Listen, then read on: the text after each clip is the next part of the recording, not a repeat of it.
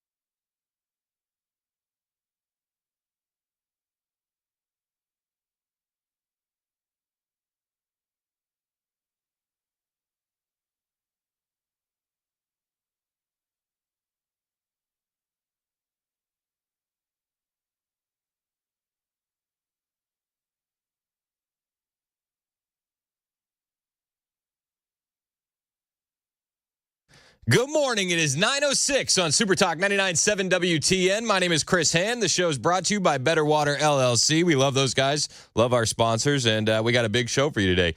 Over the weekend, Jimmy Carter passing away.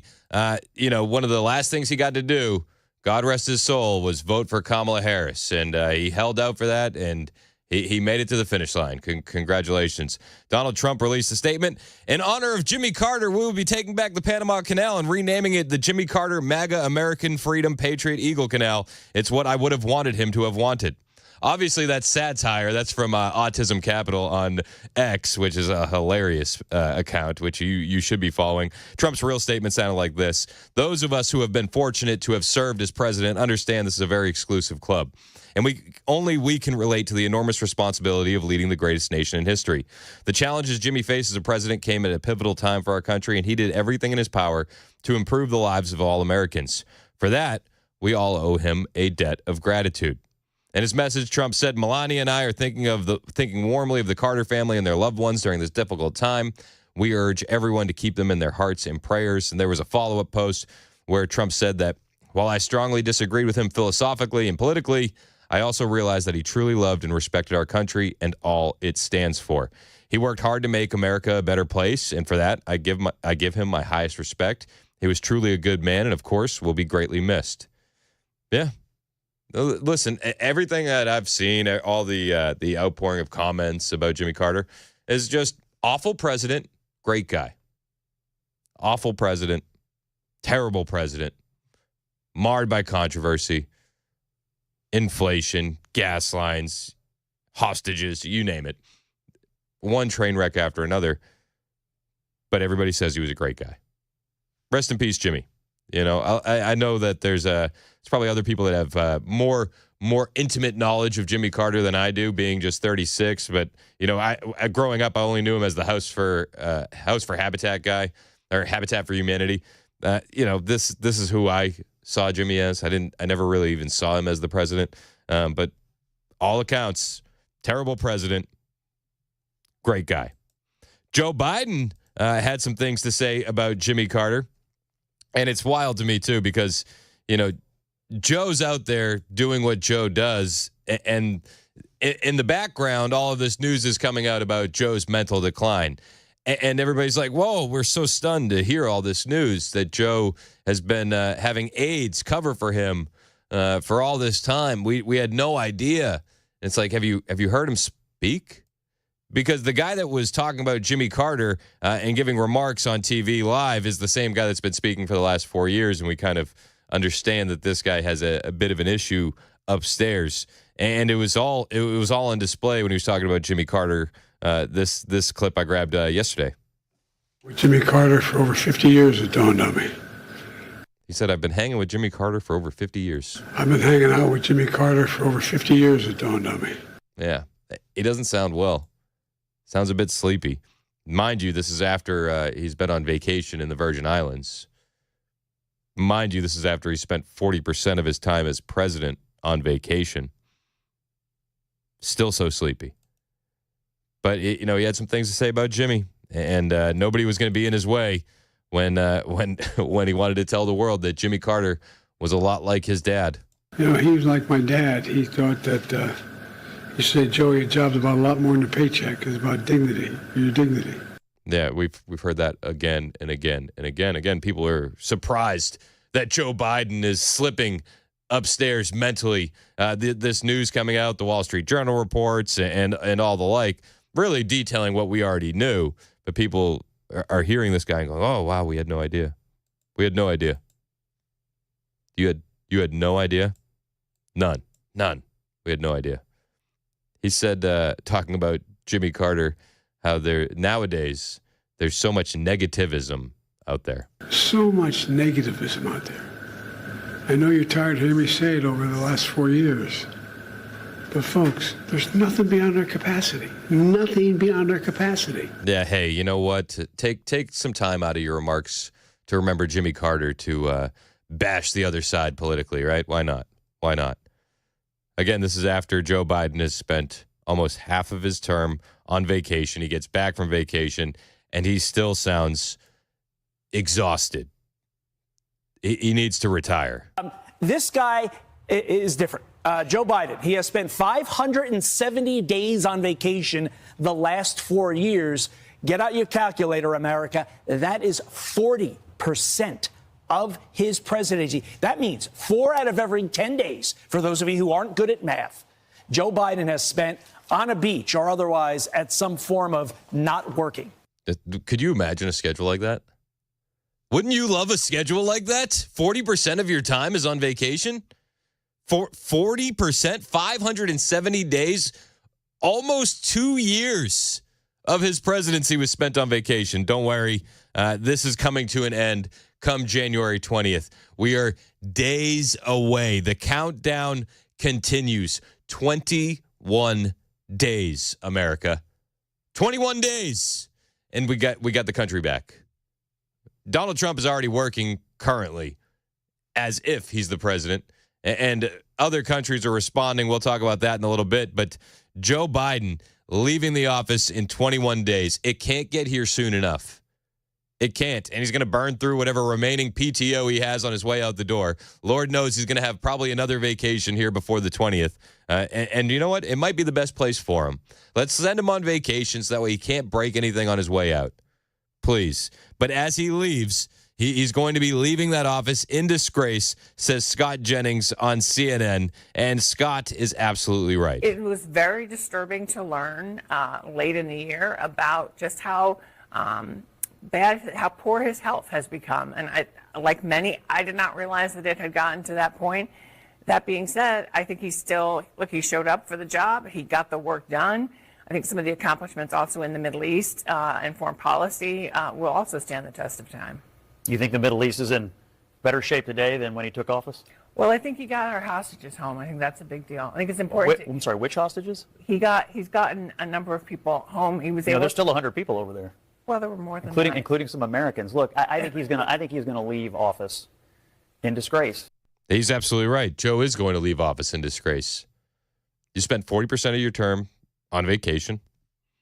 You have the disastrous Afghanistan withdrawal. You tried to force military members to take an experimental jab or lose their job. You supported the vaccine mandates. You've had the world falling apart around you since you took an office. Inflation. I mean, let's go down the list. Yeah, you were going to leave office in disgrace, Joe Biden.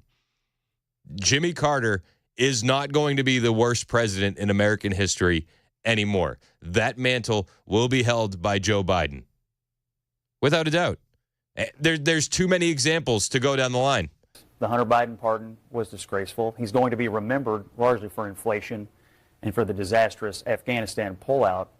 And I think as we continue to, we're just getting the first draft of this now, but as we continue to learn about the massive cover-up that went on, not about his health, but about his mental acuity, to cover that up, the efforts that were undertaken by the White House staff, by his family, not in the last couple of months, but for all 4 years, I think it's going to be a really ugly chapter. It's a diminished presidency because of it. And I think we still don't know the full extent of what they did to try to hide what they've been doing over in the West Wing. No, we don't know the full extent. We will. We'll learn it. Make no mistake, as time goes on, we're going to learn a lot more about how bad Joe Biden was mentally behind the scenes. And you're going to get that happening because people are going to want book deals. People are going to want to make a little coin in interviews. People don't really have any sense of tie to this guy, and they don't care if they throw him under the bus. But there was one thing Scott did right there, which I think needs to be underlined. He said it's not his health, it's his mental acuity. See, the mainstream media is going to try and paint this narrative that they covered up health problems. Oh, it was health problems. No. It was mental fitness. It was dementia. It was this guy being a few sharp tools short, you know? He wasn't there. He wasn't ready for the gig. They knew this while they were running him. It's going to be the biggest scandal in American history. One of them, hopefully. If the media could actually cover this in a realistic way, it would be. It would be. And we're learning now as Joe Biden is leaving office, he's getting ready to. He's packing his bags, boxing up the sentimental items that he has strewn about the White House. We're learning that Joe Biden reportedly wanted the Department of Justice to target Donald Trump for prosecution sooner. He wanted them to go after Trump with political lawfare sooner and more aggressively. And Joe Biden, even allegedly, according to this report by the Washington Post, regrets naming Merrick Garland as Attorney General. Yeah, the report was published in the Washington Post on Saturday. It echoes reporting nearly 3 years ago by the New York Times, which suggested in 2022 that Biden was frustrated with the slow pace of Garland.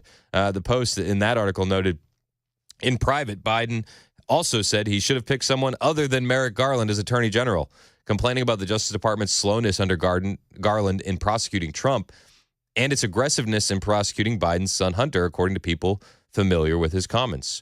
Ron Klain, Biden's incoming chief of staff, pushed for Garland. He stressed that Garland, a federal judge with a sterling reputation for independence and fairness, would show Americans that Biden was rebuilding a department badly shaken by Trump's political attacks. Biden was persuaded, and some Democrats believe the decision had devastating results. Had the Justice Department moved faster to prosecute Trump for allegedly seeking to overturn the 2020 election and mishandling classified documents, they say the former president might have faced a politically damaging trial before the election. Others blame the Supreme Court and a Trump-appointed judge in Florida for repeatedly siding with the former president and delaying the cases. The Justice Department declined to comment. Yeah. They wanted the lawfare sooner and more aggressive. The Biden White House claimed throughout his presidency that they weren't politicizing the Department of Justice. That's what they told us, that it wasn't lawfare, that they were, in fact, doing the exact opposite. They were fixing what Trump did. Democrats claimed that the department had been politicized by then Attorney General William Barr, who refused to release grand jury material related to special counsel Robert Mueller's investigation, the so-called Russia collusion.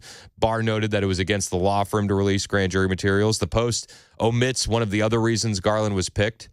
The Post leaves out the fact that Garland was blocked from becoming a Supreme Court justice, and his appointment as AG was seen as a consolation prize.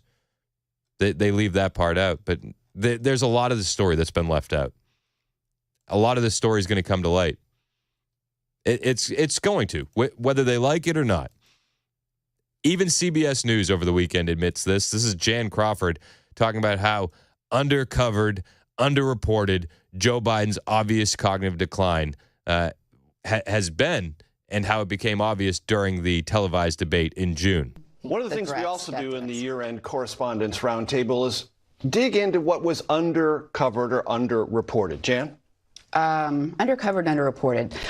That would be, to me, Joe Biden's obvious cognitive decline that became undeniable in the televised debate. At the presidential debate with Donald Trump. Unquestioned. And, you know, it's starting to emerge now that his advisors kind of managed his limitations. It's been reported in the Wall Street Journal for 4 years, and yet he insisted that he could still run for president. We should have much more forcefully questioned whether he was fit for office for another 4 years, which could have led to a primary for the Democrats.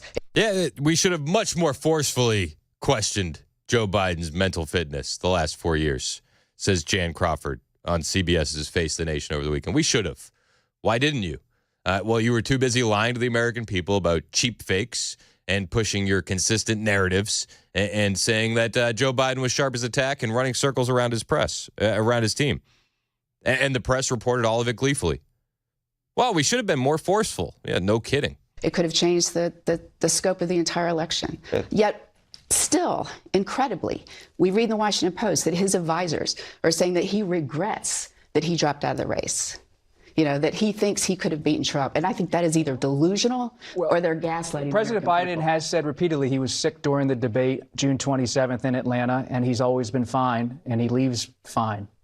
That is his position, the position of many of his top aides as well, even though there is that reporting. Robert Costa. The Journal interview. Again, we are 21 long days away from this national nightmare of a Joe Biden presidency being over. And Donald Trump says he's bringing back another thing day one. This one you might actually be surprised to hear about. I'm surprised that they ever dropped this in the first place, but Trump says he's bringing it back. I'll tell you what it is when we return on Super Talk 99.7 WTN.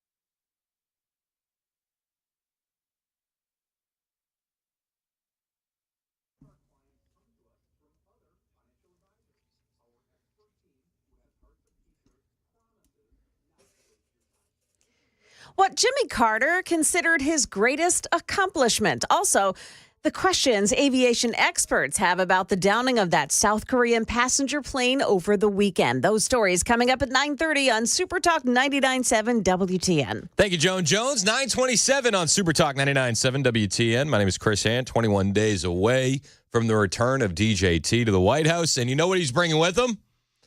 The infamous Diet Coke button will return. Yes, it's coming back. It's making a comeback. The big red button that sits on the desk that when Donald Trump pushes, a Diet Coke gets delivered on a silver platter.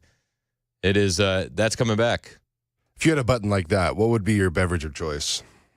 It would probably be iced coffee. Yeah, that's fair. It'd probably be iced coffee. That's fair.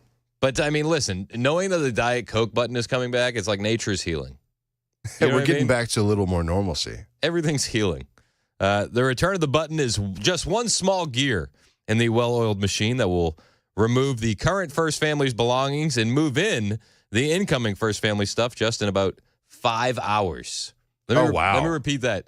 They're going to move out Biden's stuff and move in Trump's stuff in about 5 hours.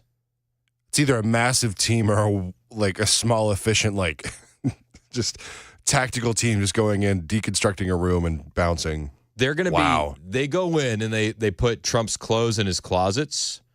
They put family photos on the wall.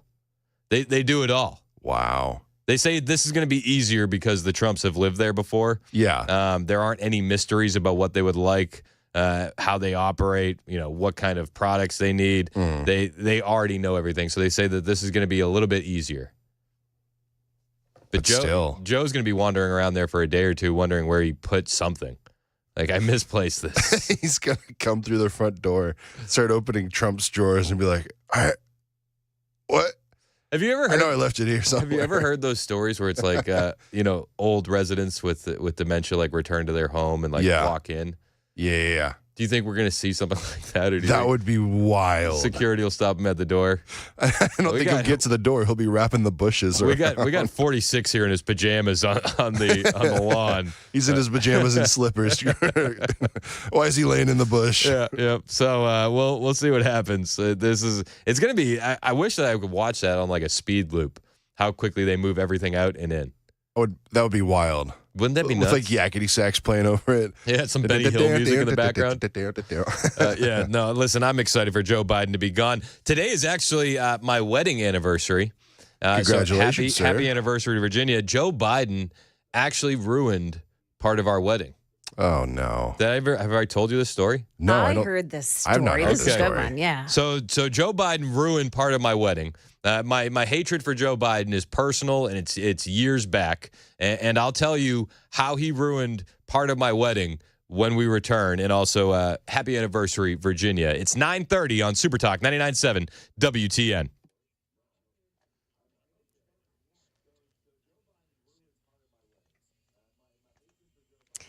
"9:30 now, and I'm Joan Jones with your top stories. As the nation mourns the death of the longest-living president, ABC's Andrew Dimbert reports on what Jimmy Carter considered his most proud moments. Carter considered his marriage to Rosalind his greatest accomplishment. The couple celebrated their 77th wedding anniversary last year before Rosalind passed away at the age of 96. Reflecting on his own death, Carter said his Christian faith is what brought him comfort. President Biden has ordered a state funeral in Washington, D.C. for Carter to be held on January 9th. His body will then be taken back to Georgia, where he'll be laid to rest beside a willow tree alongside Rosalind. Jimmy Carter was 100 years old. Investigators in South Korea have recovered the partially damaged black box and cockpit voice recorder from the deadly crash of a Jeju Airlines jet in South Korea on Sunday. 179 people were killed after a Boeing 737-800 made a belly landing, skidded off the runway, and slammed into a wall. South Korean transportation officials said the control tower warned of a bird strike shortly before the crash, but there are still so many unanswered questions. It touched down way down the runway. Why was it going so fast when they had almost 2 miles of runway that they could have touched down earlier? So many mysteries here, and nothing from what we see makes sense. ABC News contributor Colonel Steve Ganyard. Now, he also notes that the landing gear was still up at the time of the landing. U.S. investigators will work alongside their South Korean counterparts to find a cause. We have our eye on stocks today. Wall Street is declining sharply. Right now, the Dow Jones Industrials are down 689 points. NASDAQ falling 354, and a sell-off on the S&P. That's down 97 points. That's the latest news. We've got weather next. I'm Joan Jones, WTN News.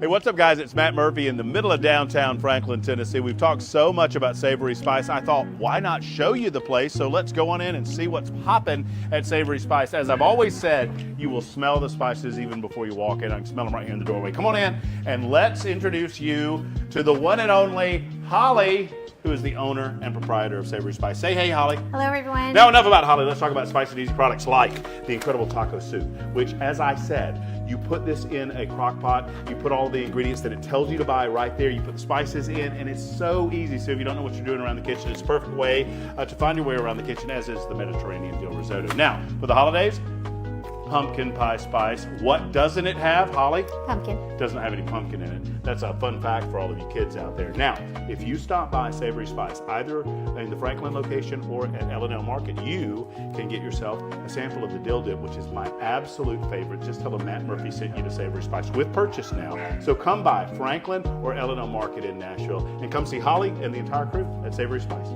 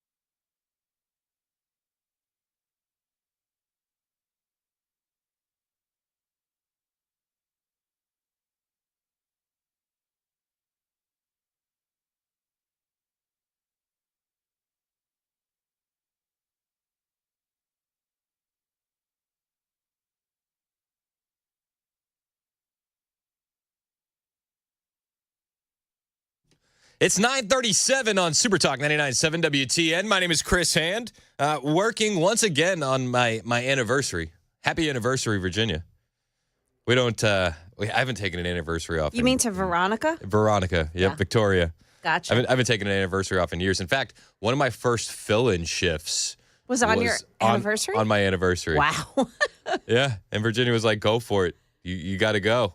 So she's always supported my career, and She's I wonderful. thank her for that. She's given me 4 fantastic kids. We tolerate 2 dogs together as well, and we really we have an awesome life, and I owe it all to my wife. She always has my back. She always knows my schedule. She knows where I'm supposed to be, and she's the best, man. She's the absolute best. And she's pretty. Very pretty, very pretty. That definitely factored into my decision making. I'm not gonna lie. My dad says I have great taste in women, and she has questionable taste in men. I think he's onto something. We got married in St. Croix in the U.S. Virgin Islands, which is where Joe Biden just spent some vacation time. Joe Biden actually always vacations down in St. Croix, always. Oh, and he's been doing it since, as far as I can remember, since I've been going down there with her family, because her mom and dad own a place down there. I think I know where this is going. So we decided to do a destination wedding because we had family in St. Croix and a free place to stay, so why not? And you really whittle down the guest list. Oh, absolutely. You Yeah. know what I mean? Those destination weddings.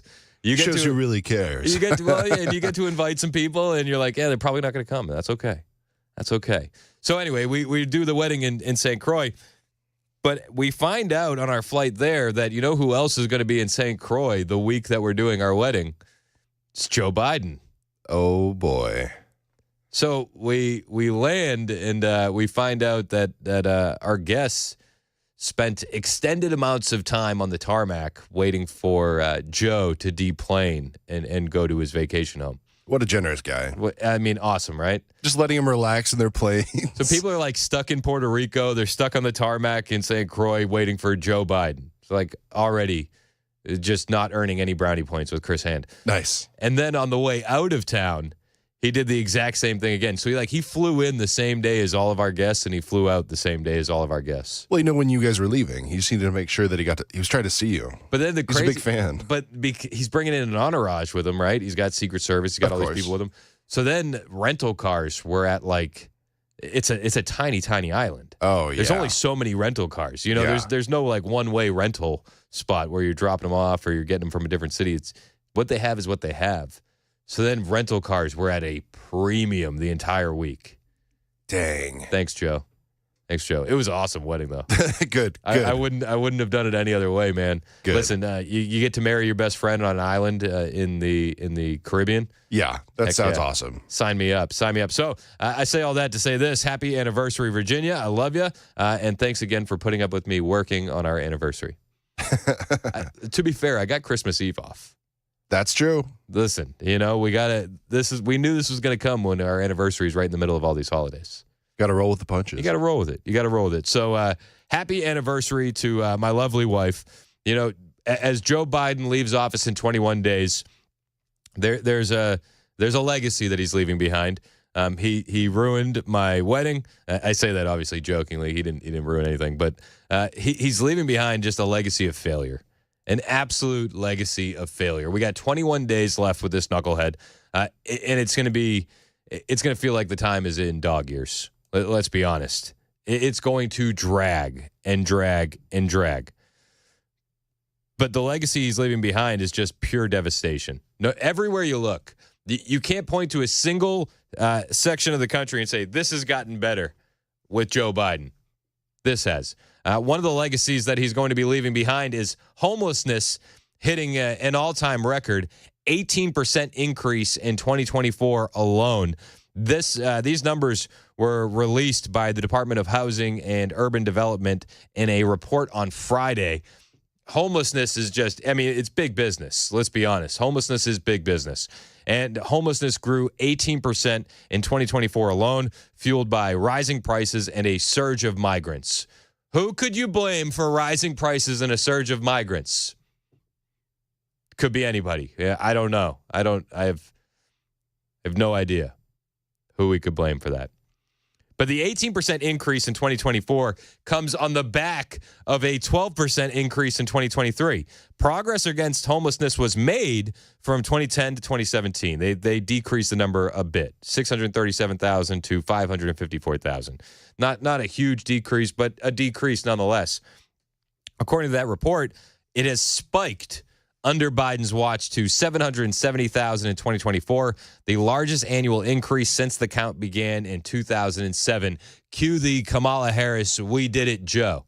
Like, I think we could list all of the failures of the Biden administration and just play "We did it, Joe" after every single one. And I think that it would take us a couple days. I think it would. Like, what do you think would be a longer show? The detailing the crazy stories from 2024 or detailing the failures of the Biden administration? It would be nuts. It would be nuts. You'd have to go year by year by year. 21 days left. 21 days left. But this homeless data is nuts. Some communities reported data to Housing and Urban Development that indicated the rise in overall homelessness was a result of their work to shelter a rising number of asylum seekers coming into their communities, the report acknowledged. Yeah. Joe imported an entirely new class of homeless. We did it, Joe. Migration had a particularly... We did it, Joe. Migration had a particularly notable impact on family homelessness, which rose 39% from 2023 to 2024. Yes, family homelessness rose 39% 2023 to 2024. This is the party that tells us we need to be more compassionate and caring and loving, and we need to look out for our fellow man. This is that party. This is that party. Family homelessness rose 39%. In the 13 communities that reported being affected by migration, family homelessness more than doubled. Whereas in the remaining 373 communities, the rise in families experiencing homelessness was less than 8%. Rents have also stabilized significantly since January 2024. Since then, HUD has added 435,000 new rental units in the first 3 quarters of 2024. That's more than 120,000 new units each quarter. The pit count was conducted at the tail of significant increases in rental costs as a result of the pandemic and nearly decades of underbuilding of housing. Rents are flat or even down in many cities since January. That's good. The Associated Press reported how homelessness increased in large Democrat-controlled cities, though, that welcome migrants. What a coincidence. Among the concerning trends was a nearly 40% rise in family homelessness, one of the areas that was most affected by the arrival of migrants in big cities.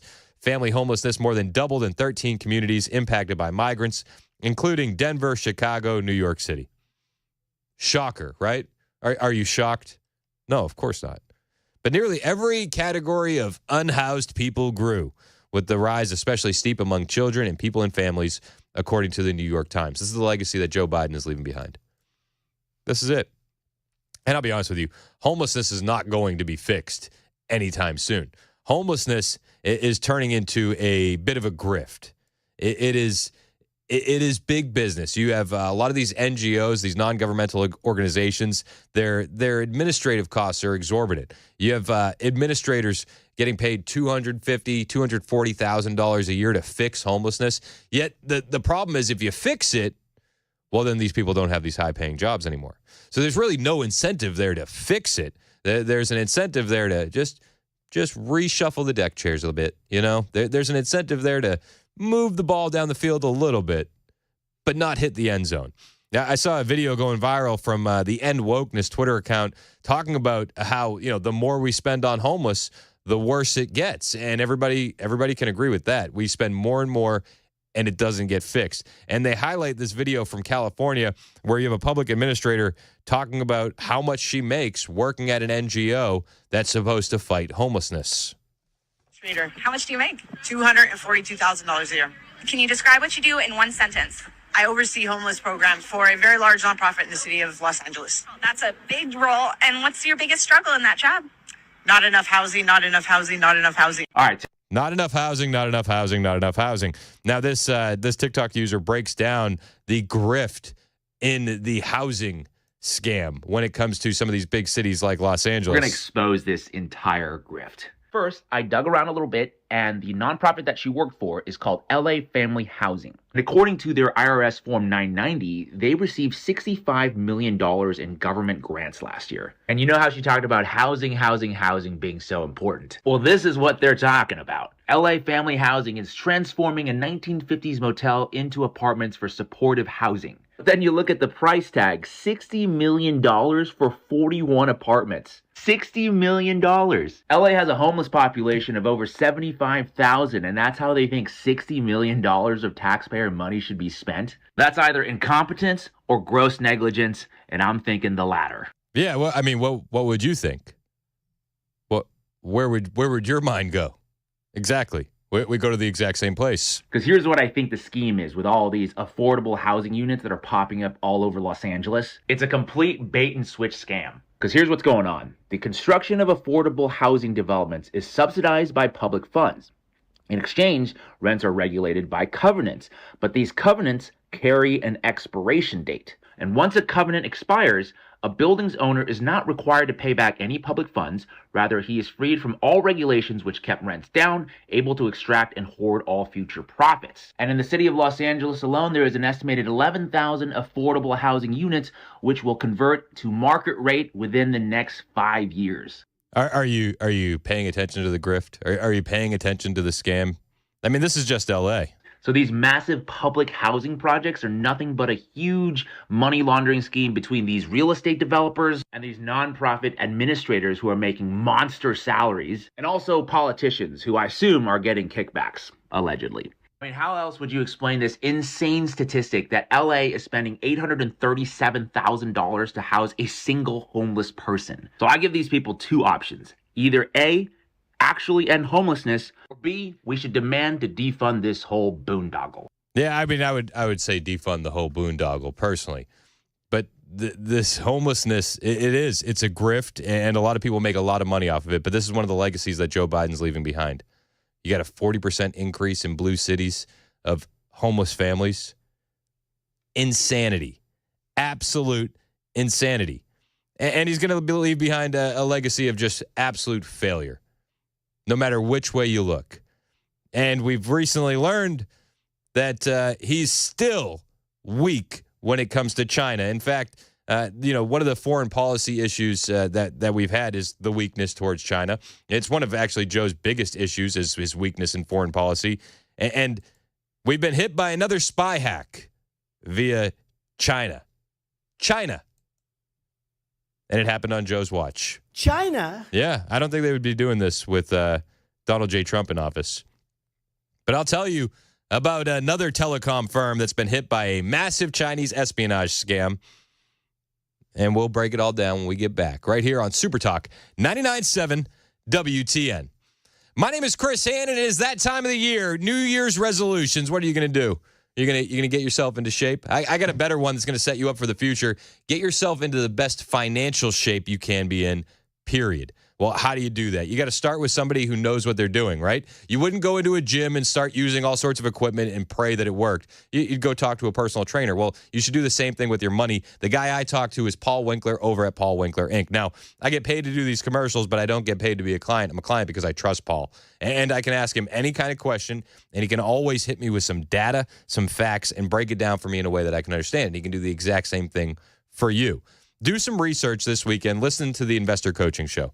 Or listen to last weekend's Investor Coaching Show. Get to know Paul. The guy you hear on the radio show is the same guy you're going to talk to on the phone when you set up a 15-minute phone call at paulwinkler.com. An honest guy who's going to cut through the BS and tell you what's really going on. That's what we need. And you can trust these guys because none of Paul's team works on commission. They focus on education, and they focus on setting you up for a stress-free plan to hit financial freedom.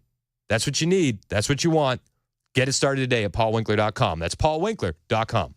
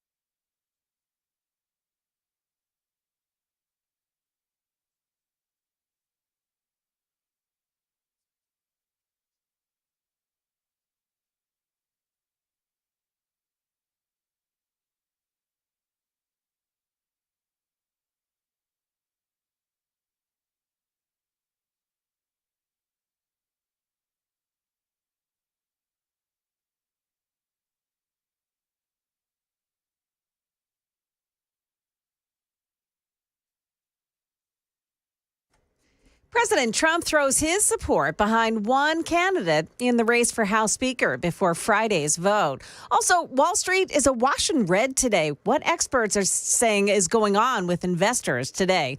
Those stories at 10 o'clock on Super Talk 99.7 WTN. Thank you, Joan Jones. 9:56 on Super Talk 99.7 WTN. The show is brought to you by our friends at Better Water LLC. You can find me offline on X, Instagram, Truth Social, at Chris Hand on Air. Hit the follow button. I will follow back. You can listen to the show wherever you go with the iHeartRadio app, the TuneIn app, the 99.7 WTN app. You can watch us live, YouTube, Facebook, Twitter, Twitch. That's all the things except for podcasts. You miss anything and you want to listen to it again or share it with a friend, podcasts are available on Apple and Spotify. That's all the things. It's a lot of things to get to. But we do it. We do it for you. So the Democrats need a path forward. The years of Joe Biden, weak domestically and foreign, it's getting a bit old. And we need a leader back in the White House 21 days away who is not going to be bullied by foreign powers. Well, Joe Biden's only been bullied, and we've learned a top White House official telling us a ninth U.S. telecoms firm has been confirmed to have been hacked as part of a sprawling Chinese espionage campaign that gave officials in Beijing access to private texts and phone conversations of an unknown number of Americans. Yep. Joe Biden's America, where China gets to spy on you, carte blanche. This ninth telecom firm hit by a massive Chinese espionage campaign, the White House says. The Associated Press is reporting this as well. It is a sprawling Chinese espionage campaign, gave officials in Beijing access to private texts and phone conversations of an unknown number of Americans. Biden administration officials said this month that at least 8 telecom companies, as well as dozens of nations, had been affected by this Chinese hacking blitz known as Salt Typhoon. But Deputy National Security Advisor Ann Neuberger told reporters on Friday that a ninth victim had been identified after the administration released guidance to companies about how to hunt for Chinese culprits in their networks. The update from Neuberger is the latest development in a massive hacking operation that has alarmed national security officials, exposed cybersecurity vulnerabilities in the private sector, and laid bare China's hacking sophistication. We have an issue here. We have an issue. Do you trust the people in power currently to fix it? Or are we just praying that we can mitigate damage until January 20th? I think that a lot of our hope lies in the latter. It's insane, though. The hackers compromised networks of telecommunication companies to obtain customer call records, gain access to private communications of what officials have said is a limited number of individuals. But the FBI has not publicly identified any of the victims. Officials believe senior U.S. government officials and prominent political figures are among those whose communications were accessed. So they're targeting people specifically, right? Like that's what you can kind of glean from that information. The FBI believes senior U.S. government officials and prominent political figures are among those whose communications were accessed. What kind of information could they have learned? What was exposed? These are the questions that we need to ask. These are the questions that we'll probably never get answers to. Is this a big deal? Or is this something a bit smaller? Neuberger said Friday that officials did not yet have a precise sense how many Americans overall were affected by Salt Typhoon, in part because the Chinese were careful about their techniques, but that a large number were in the Washington, Virginia area. Shocking, right? Shocking. Officials believe the goal of the hackers was to identify who owned phones and if they were government targets of interest, then to spy on their texts and phone calls, she said. The FBI said most of the people targeted by the hackers are primarily involved in government or political activity. Yet we get nothing from this administration, right? Crickets. This should be a major story. Has ABC covered this yet? NBC? CBS?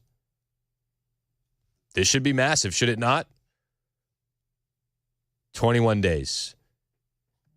It's going to be moving at a snail's pace. It's 10 o'clock on Super Talk 99.7 WTN.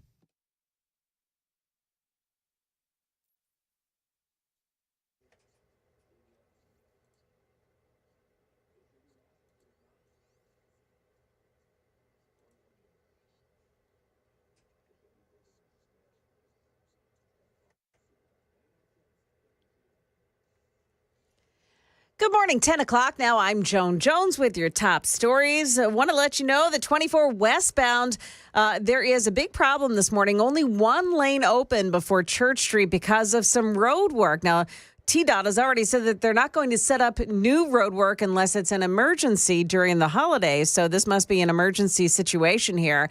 Again, it's on 24 westbound before Church Street, exit 81. And they're saying that traffic is stop and go from Joe B. Jackson to that area. We'll bring you more as we learn about it this morning. In the news, Jimmy Carter served a single term as president from 1977 until 1981. ABC News national correspondent Stephen Portnoy has a look back at his legacy.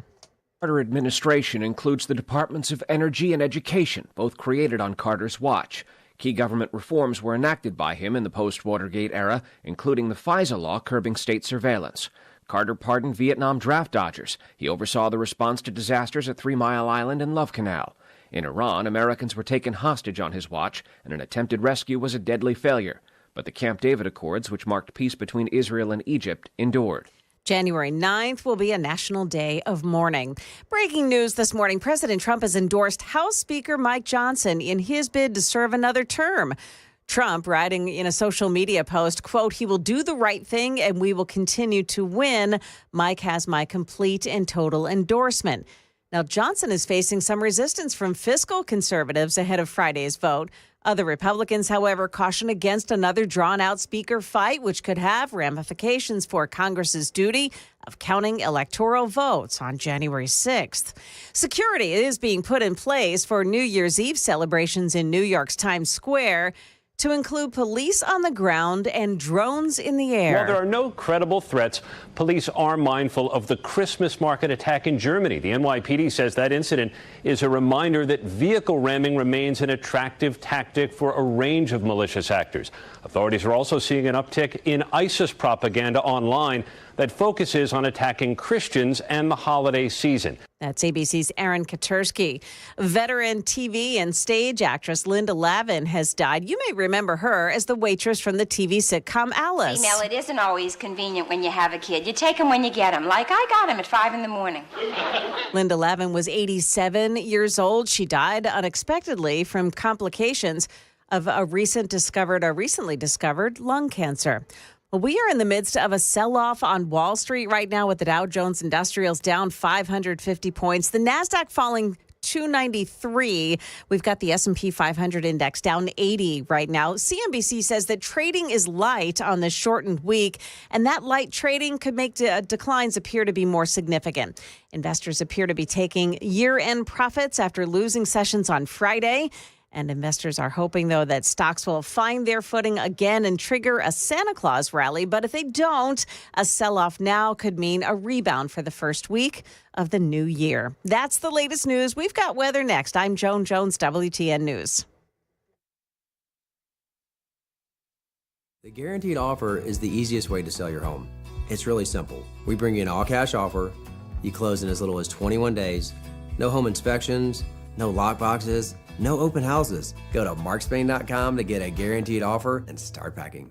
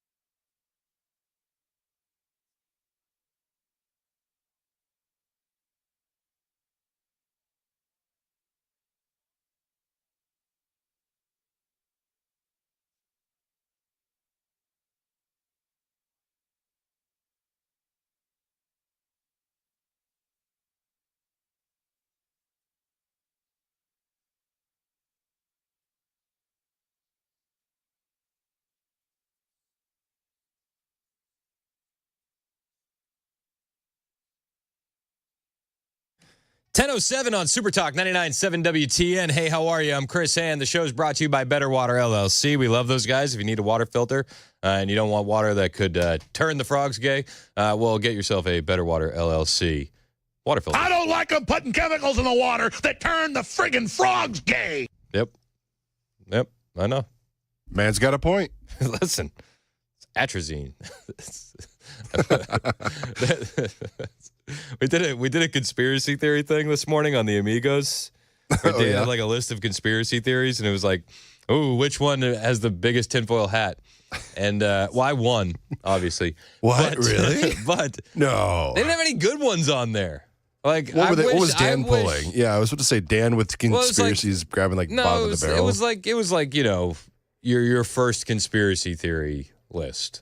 Like 9/11 was an inside job. Yeah. Like that's easy. Those are easy ones. Flat Was Earth. it all government based or was it like It was pretty government based. Bigfoot's real kind of stuff? No, there was no Bigfoot being real. I mean, he is, but yeah, I think Mandis actually believes in that one. Really? Yeah, I think Do you so. hear about the two guys that went out looking for Bigfoot No. or Sasquatch? When? Where? This is I believe it was in Washington State just before Christmas. Two guys left to go find Sasquatch. They told their wives. They died in the woods of exposure because they couldn't get back home. Oh my gosh. Yeah. Isn't that crazy? Like, what an incredible story. Those guys believed in Sasquatch. How advanced are the Sasquatches? Could they fake a crime scene to make it look like two men were killed by exposure to the elements? They know how to clean up their tracks too because they've been out there for so long. Yeah. All I'm saying is we can't say that it's not Bigfoot. It's not that did it to Sasquatch. them. We don't know for sure. Yeah. Where was I getting at with this? Conspiracy theories. Oh yeah, I think I just went on a squirrel expedition because of the Better Water LLC. Oh yeah, because of our favorite Alex Jones, the main conspiracy theorist in the world here. Just Turning the frogs gay. I don't like them putting chemicals in the water that turn the friggin' frogs gay. Yep. You want to know something that sounds even crazier than Alex Jones saying that? Something crazier than Alex Jones saying that was Rep. Ro Khanna on Fox News Sunday just yesterday saying Democrats have a path forward. So let's get back to your reflections. You wrote some tough truths to your party after the loss in November of the White House, House, and Senate.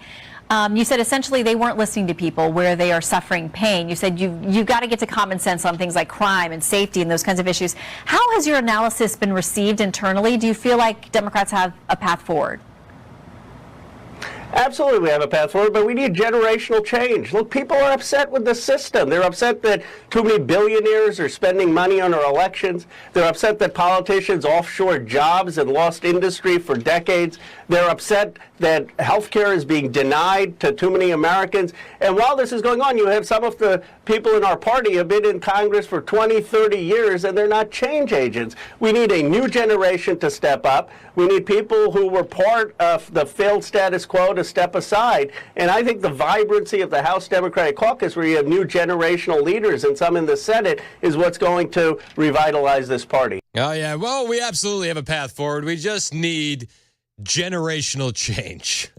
But the Democrats have a bench. Honestly, even if they got rid of the old guard, the Pelosi's, the Schumers, the Biden-Obama hangovers, the Kamala Harris's, even if they got rid of all those people, do you have a bench? Do you have a bench? Because I look at the Republican Party and look at the rising stars where even if there's a rift with Vivek and Elon and we lose these guys, we have so many stars coming up in the conservative movement. The same cannot be said about the Democrats. The Democrats, I think you have, 3 people? You got AOC, which is, kind of laughable. You got Josh Shapiro, which he's a bit too Jewish for the radical elements of the left, hence why he wasn't chosen as Kamala's VP. And you have Wes Moore out of Maryland, who I think has his own string of issues, which would be exposed in due time. But other than those 3, do they have anybody that's coming up that's a rising star? You're going to need generational change. I just don't know if they have generational change waiting in the wings. That being said, you can look at the establishment of the left and say that they're in shambles, but the establishment of the right is in shambles too. We have a lot of people that we need to get out of the right as well. One of them has to be Chris Sununu out of New Hampshire, governor of New Hampshire, Governor Sununu.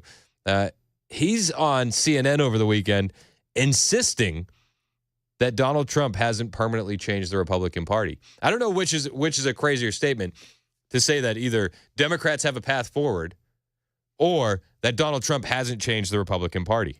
We've always been a spectrum in the party. We've had moderates, we've had fiscal conservatives and social moderates and social conservatives. It's a huge spectrum, and it's a big tent, and it will be. It will continue to be. Trump is Trump. There's no Trump light. There's no Trump 2.0 coming up. I always say that Trump is who he is, because he's built up himself in the American psyche for 40 years. I mean, really, Has since he the permanently 80s. changed your party? Oh, no. No, definitely not. Oh, no, definitely not. Oh no, definitely not. Please explain. Donald Trump has completely changed the Republican Party. There's no way to get around it. The party is unrecognizable from the George Bush Republicans. In what, less than 20 years? Yeah, the party's been completely changed. Completely. How do you say, oh, no, definitely not? There's a thing called delusion, right? I think Chris Sununu is delusional. You think it's going to bounce back to sort of regular conservatism and not the I think there's a lot more populism? of that hardcore regular conservatism already in there, frankly. That traditional conservatism is already in there. He brings a different style to it, which I have a lot of issues with at times, to be sure. But fundamentally, on principle, they're still right there. The bigger DNA problem is with the Democrat Party. Oh, yeah. The bigger problems with the Democrat. I think one of the bigger problems that we need to fix is getting guys like Chris Sununu out. Like, let's get more hardcore America First people in there. Chris Sununu was on the campaign trail for Nikki Haley for months and months and months, saying there's no way Donald Trump can win. There's no way. We're going to have a female president, whether it's Nikki Haley or Kamala Harris. Do you remember all this? I remember all of this. I'm old enough to remember. Chris Sununu's delusional. We need to get rid of these delusional Republicans. We have to. Because we got to clear the deck, and we got to get in here 21 days, and we got to change everything. Everything. From foreign policy to the wide open southern border to domestic policy, Donald Trump has a lot of work to do. CNN's Kristen Soltis Anderson said, talking about Trump 2.0, that it's going to be everything to the max. And now she says this on CNN, I think, to scare their audience, yet me, I hear this and I go, yeah, this is exactly what I want. This is what we signed up for. One of the big questions is, first and foremost, what's he going to say in this year's inaugural address? And then, much more importantly, how he's going to govern. How is he going to govern, and how will it be different? So I think this time around, you are likely to see him more emboldened. He has been here. He has done this before, and he now knows exactly what obstacles stood in his way last time. So I think Trump 2.0 is going to be everything to the max. You've seen that with some of his cabinet picks, many of them being people who are the people that he wants, not necessarily who perhaps an establishment Republican would pick. So I think what I expect from Donald Trump is everything that we got 4 years ago, but just turned up an extra degree. I mean, listen, I already voted for the guy. You don't have to sell me on him, but I appreciate the encouragement from CNN. Again, they're trying to scare their audience with this stuff. But let's be honest. Trump is ready for this in a way he wasn't ready in 2016. It is going to be completely different. And for a guy like Chris Sununu to be like, Trump hasn't changed everything. And then you listen to CNN, and they're like, everything's changed. Everything is changed. So we're going to see fundamental change come the 20th of January. And I'm very, very excited. The left is still melting down. I don't think the left has even come to terms with the fact that Trump is coming back to the White House yet. I don't think they've come to grips with it. And you can hear that in their voice when you hear people like Democrat rep out of Texas, Jasmine Crockett, just trying to say that Trump is dumb. That's her new defense. Trump is dumb. This is what she suggested over the weekend. Trump is dumb. And it's because he's been targeting Panama and Greenland and Canada on social media. So her rationale, her explanation of this is Trump is dumb. I don't know. I mean, it is crazy that this guy is about to walk into the White House for a second time. And again, I kept saying on the campaign trail, this guy doesn't know who our friends are. Now, I can tell you that he loves to pal around with Putin, and we know that Putin has decided that he wants to bring back the former coalition that they used to have, and that's why he went into Ukraine. I am here to say that we've got to have really good people around Trump. And right now, the people he's picking are not the best people, because somebody needs to explain to him in a very elementary way why we don't go after our friends, why we don't start wars. And honestly, that includes even tariff wars.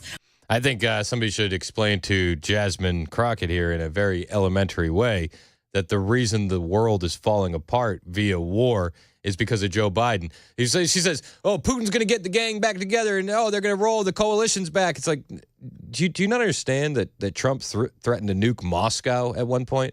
Like he had a good relationship with him because it was based off strength. And when Joe Biden got into the White House, that weakness, that Afghanistan withdrawal directly led to the Ukraine invasion. 100%. And she says, oh, the people he's picking for these jobs. It's like, yeah, you know what makes me most excited about the people he's picking for these jobs? People like Jasmine Crockett are upset about the picks. Sununu was talking about it too, and CNN's been talking about it too. Oh, these picks are crazy. Oh, Donald Trump is picking who he likes. No. Donald Trump is listening to the American people on a lot of these picks. And you know what? We've seen some picks actually withdraw their name because of criticism from the American people, like the guy that was appointed or nominated for DEA. He withdrew after the backlash. A lot of these picks are fantastic. Some of them are questionable. But I think he's picking he's choosing these people for these jobs because they're going to do what needs to get done. Plain and simple. With our friends. Congressman, thank you so much for joining. It's just the Democrats have no idea what they're doing. None. And they've gone back to the wheelhouse to reinvent an old play. At least that's what it looks like to me. Bird flu is now a big thing. We're dealing with bird flu warnings again. Health experts warn against rise in bird flu. They're encouraging Biden's FDA to authorize a vaccine for vulnerable people. Where have we heard this before? Where have we heard this before? The bird flu stuff is infuriating. I don't know. Does it make you angry too? After what we lived through during the last pandemic, do you want to try and do it again? There's no way I'd ever listen to a health expert. Ever. None. They have burned all their goodwill. But health experts are once again warning of a potential impending pandemic unless governments immediately unleash a program of testing and vaccination. So they can't stop Trump. Maybe they can engineer another pandemic. And they've brought out some of the most familiar faces. Deborah Birx, Leanna Wen, Anthony Fauci. They're all making their rounds. Talking about this new pandemic on the way. We'll talk about it too when we return. It's 10:20 on Super Talk 99.7 WTN.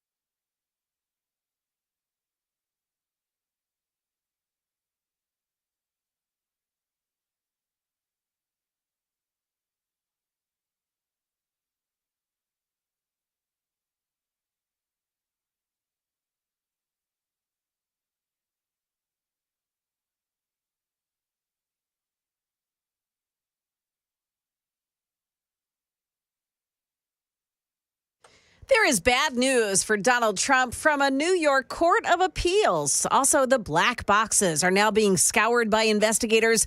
They're looking for information about a plane crash in South Korea. Those stories at 10:30 on Super Talk 99.7 WTN. Thank you, Joan Jones. 10:25 on Super Talk 99.7 WTN. Hey, it's Chris Hand. The show's brought to you by Better Water LLC. You can find me on Twitter, True Social, and Instagram at Chris Hand on Air. Hit the follow button. I will follow back. So are you ready for a rerun?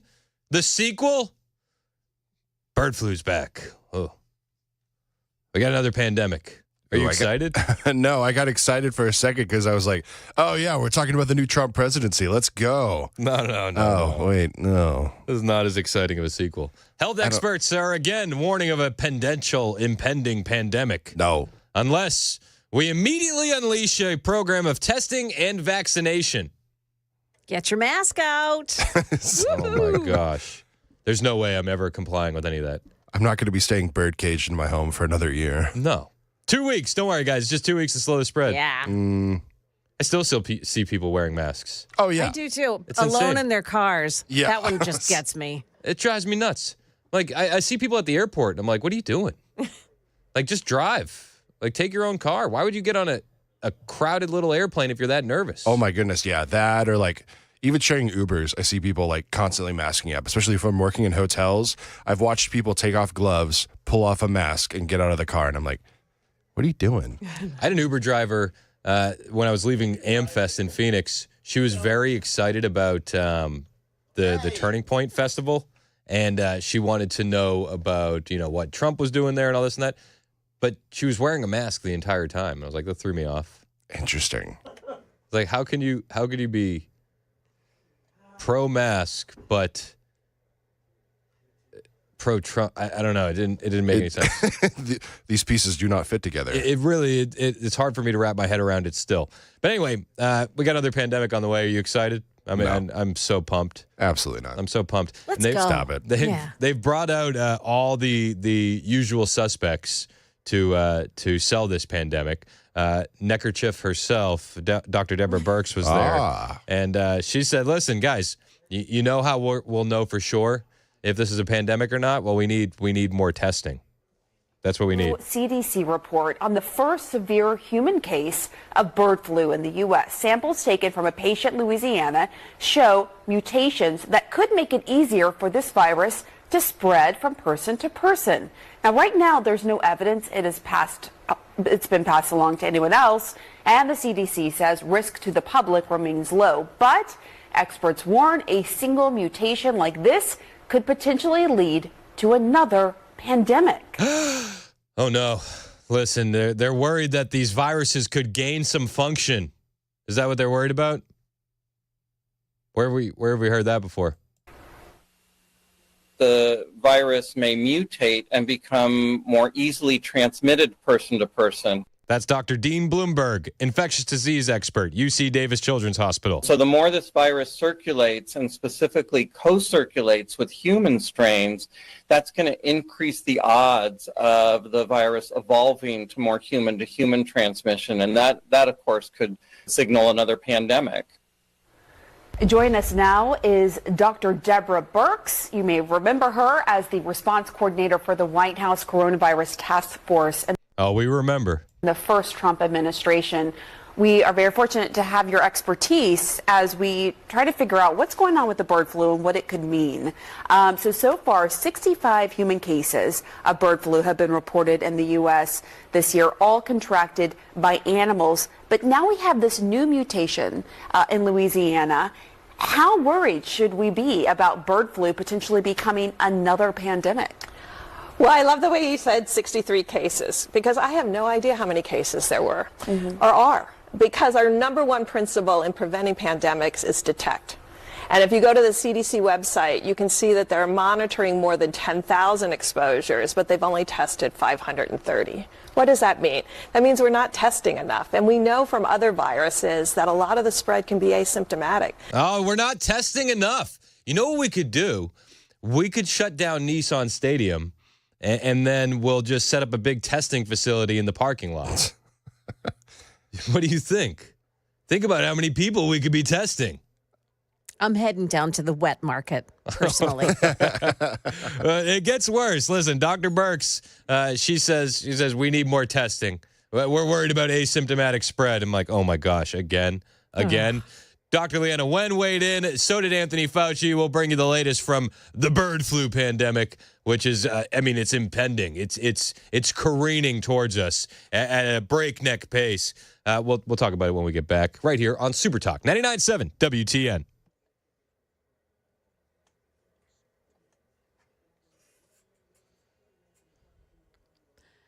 Good morning. It's now 10:30. I'm Joan Jones with your top stories. A New York federal appeals court has upheld a jury verdict that President-elect Donald Trump sexually abused and defamed columnist E. Jean Carroll, and he owes her $5 million. Now, Carroll had claimed that Trump assaulted her in a department store dressing room in the 1990s and then hurt her reputation by attacking the allegations as a con job. She said that I did something to her that never took place. There was no anything. I know nothing about this nut job. Now, in the trial, Trump's lawyers chose not to bring a defense in the case. I kept Reid Hoffman, the Democratic financier, financed this case, and that was not something.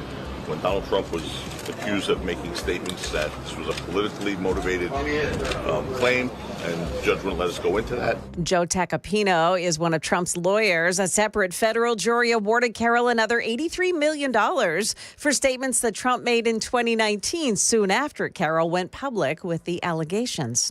Well, the families of the 179 victims of the South Korean Jeju airline crash are waiting for answers as officials begin the process now of deciphering what's left of the flight's data recorders. They're looking at the black boxes, although they were partially damaged. We do know that it could take weeks before we get any kind of result on that. The flight cockpit voice recorders, they were intact, so that is some good news in terms of the information that they're going to be able to gather. ABC's Britt Clannett reporting from South Korea.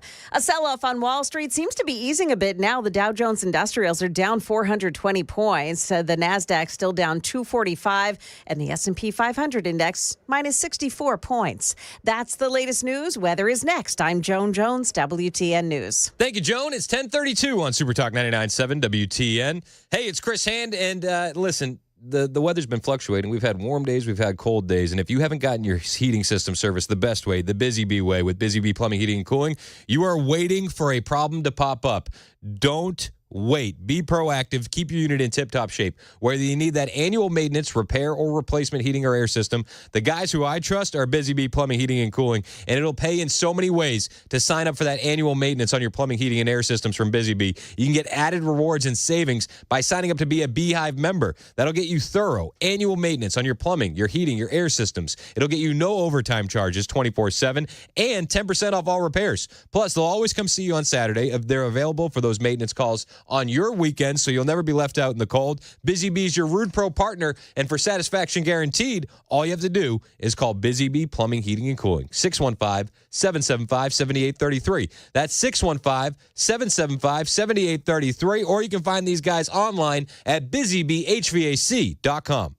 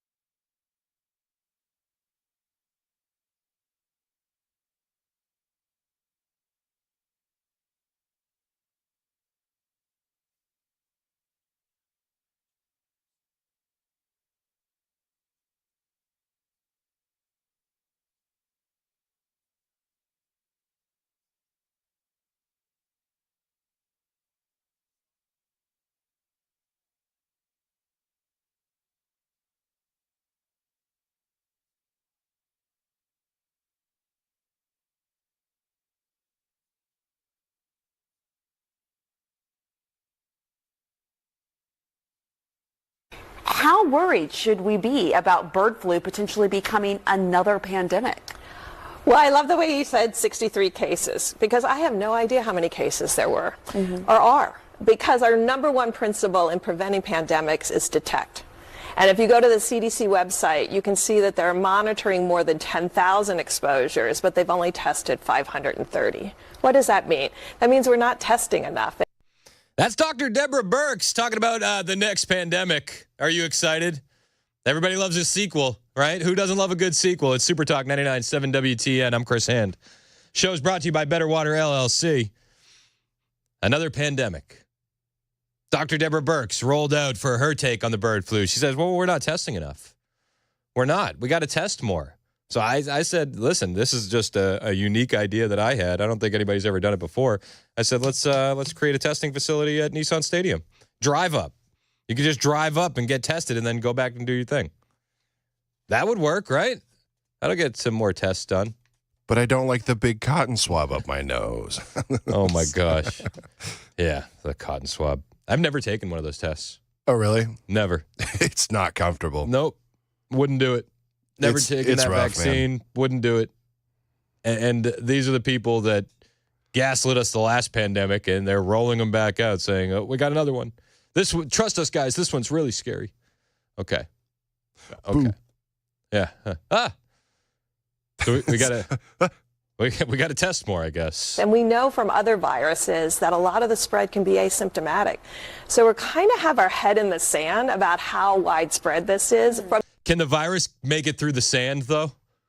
I think that's a question we need to be asking. From the zoonotic standpoint, from the animal to human standpoint. Now, also remember, most of those cases described to date happened in the spring and the summer. Wait, whoa. So the pandemic's already could be here. Oh, my gosh. Are you scared yet? Not when we had H1N1 circulating right now, when we're running the flu pandemic throughout the United States. So we have rising flu cases, and now we have still zoonotic events coming. Oh, man. Well, listen, the one good thing about a pandemic is that it'll eliminate all the flu cases, right? We saw that. We saw that during the last pandemic. If you're worried about the flu, don't worry. That'll disappear as soon as the pandemic takes hold. So now you've set up for potentially a farm worker getting H5N1, also getting the current flu strain, and reassorting in that individual. To me, that's almost a bigger threat to these mutations happening in individuals over time. Let's outlaw farm workers then, and then we don't have to worry about it. It's just insane. Dr. Deborah Birx has rolled out. She's a pandemic expert. You have to listen to her. She was with a leading voice last time where they stole all of our freedoms. They didn't just roll out Dr. Deborah Birx, though, with this new pandemic that conveniently is showing up right around the time that Donald Trump is going to be taking office. Just a coincidence. Get your tinfoil hat off. But they rolled out former Baltimore Health Commissioner Leana Wen. Leana Wen is also sounding alarm bells on the Sunday morning news shows about vulnerable people getting bird flu among farm workers. She's very nervous about this, and she wants to get the vaccine authorized to fight bird flu now. What should be happening in the Biden administration right now that isn't going on? Yeah, there are two main things that they should be doing in the days that they have left. The first is to get testing out there. I feel like we should have learned our lesson from COVID that just because we aren't testing, it doesn't mean that the virus isn't there. It just means... Oh, my gosh. Again, with the testing push. Like, didn't we learn that the testing was a bit overdone? Didn't we learn that? Yeah, it was a bit overdone. I think that's a bit oversimplified, but it was a bit overdone. That we aren't looking for it. We should be having rapid tests, home tests available to all farm workers, to their families, for the clinicians taking care of them so that we aren't waiting for public labs and CDC labs to tell us what's bird flu or not. And the second very important thing is this is not like the beginning of COVID where we were dealing with a new virus, we didn't have a vaccine. There actually is a vaccine developed already against H5N1. The Biden administration has contracted with manufacturers to make almost 5 million doses of the vaccine. However, they have not asked the FDA to authorize the vaccine. There's research done on it. They could get this authorized now and also get the vaccine out and and to farm workers and to vulnerable people. Oh, so they already have the vaccine. They already have it. Okay. Wow. Great work, everyone. Great job, guys. We already have, so we have another pandemic coming, and we already have the vaccine for it. Okay. That's great. So maybe we can return back to normal life, right? Or do we have to get vaccinated again? You know, Dr. Leanna Wen, during the COVID pandemic, said, guys, we can't let people return to normal life before they get vaccinated, because then there's going to be no carrot. Do you remember that? This is who they roll out on CBS's Face the Nation to say, we got to get more testing, we got to get vax, we got to get jabs in arms. This is the same woman who during the COVID pandemic said, if we let people return to normal life before they get vaccinated, then we have no more carrot to entice them into getting vaccinated. There are many more people, millions of people, who, for whatever reason, have concerns about the vaccine, who just don't know what's in it for them. And we need to make it clear to them that the vaccine is the ticket back to pre-pandemic life. This is the same woman who's now saying on TV, we already have a vaccine for the new bird flu. We just need Joe and his crew to stamp some papers before they leave office. This woman. And the window to do that is really narrowing. I mean, you were mentioning, Chris, about how all these states are reopening. They're reopening at 100%. And we have a very narrow window to tie reopening policy to vaccination status. Because otherwise, if everything is reopened, then what's the carrot going to be? Yeah, what's the carrot going to be if everything's open? If we give everybody their freedoms and their rights back, then there's no carrot. This is the same woman who they have on CBS over the weekend talking about the next pandemic. Talking about the next vaccine. Does she have any credibility left? Any at all? No. This is the same woman who went on TV and said that her kids were verbally delayed because of the masks that they made all the kids wear. This same woman. Now she's on TV saying we got another pandemic coming. We need more testing. And we need to get this vaccine rubber stamped. Much like the last vaccine that they wanted rubber stamped. You know, and if you recall correctly, if you're keeping score at home, the last vaccine didn't stop the spread, and it didn't stop you from getting it, didn't stop you from spreading it. Okay, they brought this same woman out to sell the new pandemic and vaccine. Okay, this is Leanna Wen over the weekend. I think that's the right approach because we don't know what the Trump administration is going to be doing around bird flu. If they have people coming in with anti-vaccine stances, could they hold up vaccine authorization? If they don't want to know how much bird flu is out there, could they withhold testing? I mean, that's a possibility. Yeah, guys, listen, the real possibility is there that Donald Trump is just going to be evil and hide the details of the world's deadliest pandemic from you, and you're not going to know what's going on. That's the real threat. He's going to bring in some anti-vaxxers who are going to want, I don't know, studies done on the vaccine before they release it. Those monsters. This is a real danger. I think the Biden administration in the remaining days should get testing and vaccines widely available so that at least it empowers state and local health officials and clinicians to do the right thing for their patients. Dr. Wen, is bird flu in humans super dangerous? Well, the World Health Organization estimates that in prior outbreaks of the bird flu, that the mortality rate is 52%. 52%. However, in this most recent outbreak, it seems that most cases have been mild, and maybe some people even have asymptomatic infection. I love how this. How deadly is it? She goes, well, it's a 52% mortality rate. But in this one, it's been pretty much mild and asymptomatic. Well, yeah, okay. But you just said like half of the people are going to die if they get it. This is the fear-mongering. This is the propaganda that we get from these just insane radical leftists who have replaced science as their religion. Dr. Leanna Wen, I mean, she's pushing a vaccine where if you do research on the vaccine, you'll find voices out there who are speaking out against it, like Nicholas Hulscher. He's a doctor, and he said the bird flu vaccine she wants to approve for humans is called Audens, made by CSL Seqirus. Humans injected with Audens died at a rate of 1 in 200. Compared to 0.1% in the placebo group. In one of the clinical trials, this deadly injection must not be authorized for human use. So they're already speaking out against this vaccine. they're already saying that there's major issues and red flags with it. Now, I don't know. I'm not a doctor. I just feel like it seems a bit rushed. No?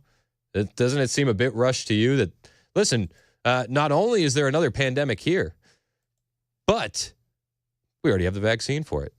Oh, all right. That's convenient. That's convenient.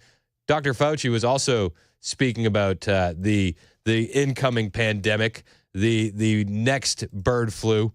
This is Dr. Fauci. He's got sobering news. That's the way he puts it. He has sobering news. Now, let me tell you the sobering news. The sobering news is that can change because the virus infects more than one species, and we know it can infect pigs. Pigs are on farms with chickens and with cows, and chickens and cows can infect with their virus a pig, and then a human virus can go into pig, and then you could get a reassortment of a virus that has some of the dangerous qualities of H5N1 and some of the capability of spreading from human to human of a human virus. So that's what public health officials are concerned about. So just to be clear, public health officials are concerned about this virus gaining some function? Okay. Weird.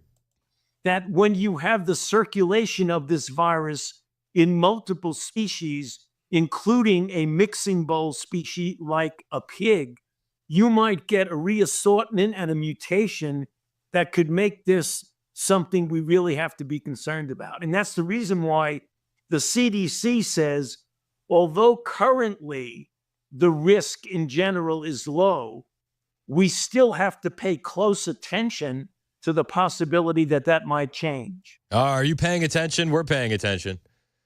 And hopefully Robert F. Kennedy and his team are paying attention, because come January 20th, that's who's going to be taking over HHS as director. Lord willing, he gets through that confirmation process. I think he will. I don't think that there's going to be too much of pushback against RFK, because any criticisms that they have of RFK, he can answer them intelligently with data and facts. RFK's built for that criticism. But you see a lot of these guys out there that were familiar faces in the last one. Dr. Deborah Birx, Leanna Wen, Fauci. They're out on mainstream media all weekend long worrying and warning about a new potential pandemic. And I'm just like, I've seen this before. And then as I'm doing research online, this is another one. You got to love this. Are you aware that the Bill Gates Foundation ran a simulation for a deadly pandemic in 2025? That's right. Catastrophic contagion was what it was called.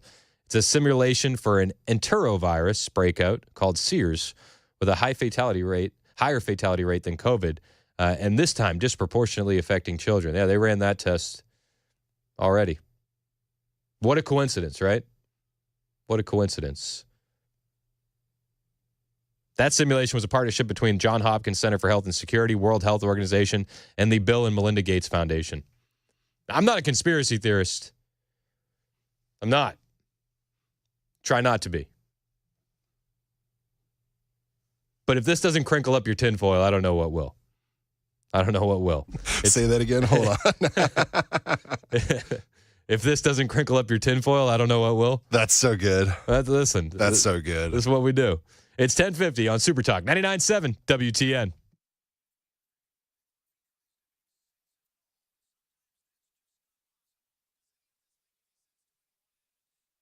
Hey, what's up, guys? It's Matt Murphy in the middle of downtown Franklin, Tennessee. We've talked so much about Savory Spice. I thought, why not show you the place? So let's go on in and see what's popping at Savory Spice. As I've always said, you will smell the spices even before you walk in. I can smell them right here in the doorway. Come on in, and let's introduce you to the one and only Holly, who is the owner and proprietor of Savory Spice. Say hey, Holly. Hello, everyone. Now, enough about Holly. Let's talk about spicy and easy products like the incredible taco soup, which, as I said, you put this in a crock pot, you put all the ingredients that it tells you to buy right there, you put the spices in, and it's so easy. So if you don't know what you're doing around the kitchen, it's a perfect way to find your way around the kitchen, as is the Mediterranean dill risotto. Now, for the holidays, pumpkin pie spice. What doesn't it have, Holly? Pumpkin. Doesn't have any pumpkin in it. That's a fun fact for all of you kids out there. Now, if you stop by Savory Spice, either in the Franklin location or at L&L Market, you can get yourself a sample of the dill dip, which is my absolute favorite. Just tell them Matt Murphy sent you to Savory Spice with purchase now. So come by Franklin or L&L Market in Nashville and come see Holly and the entire crew at Savory Spice.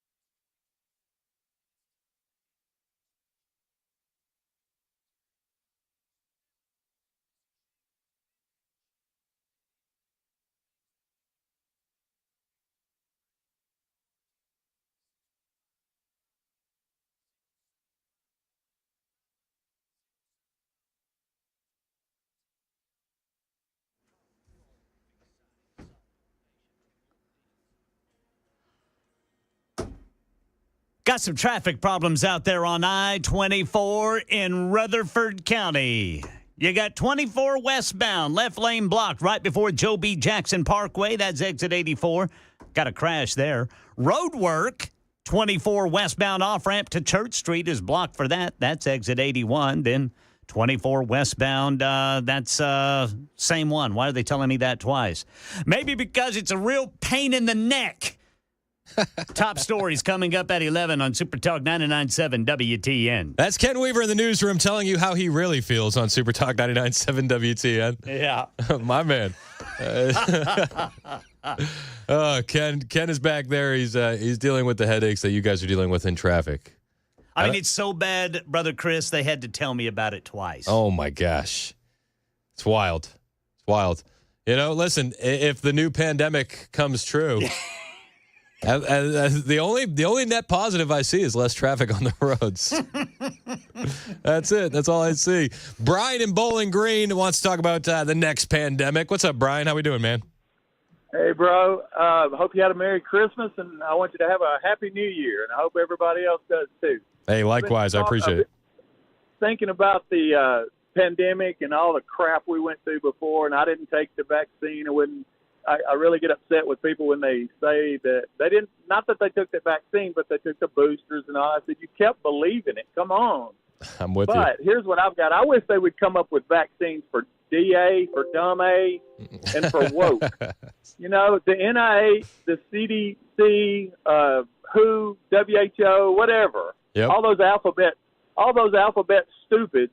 If they could come up with something for those people, then we would be way better off. Because I'm gonna tell you, as a citizen and an American that's out and about all the time, I see a lot of stupid. Yep. Hey, if we could fix we need some vaccines to fix it. I mean, I think the best, the closest we can get to that is maybe some Ozempic, possibly in 2025. We'll see what happens.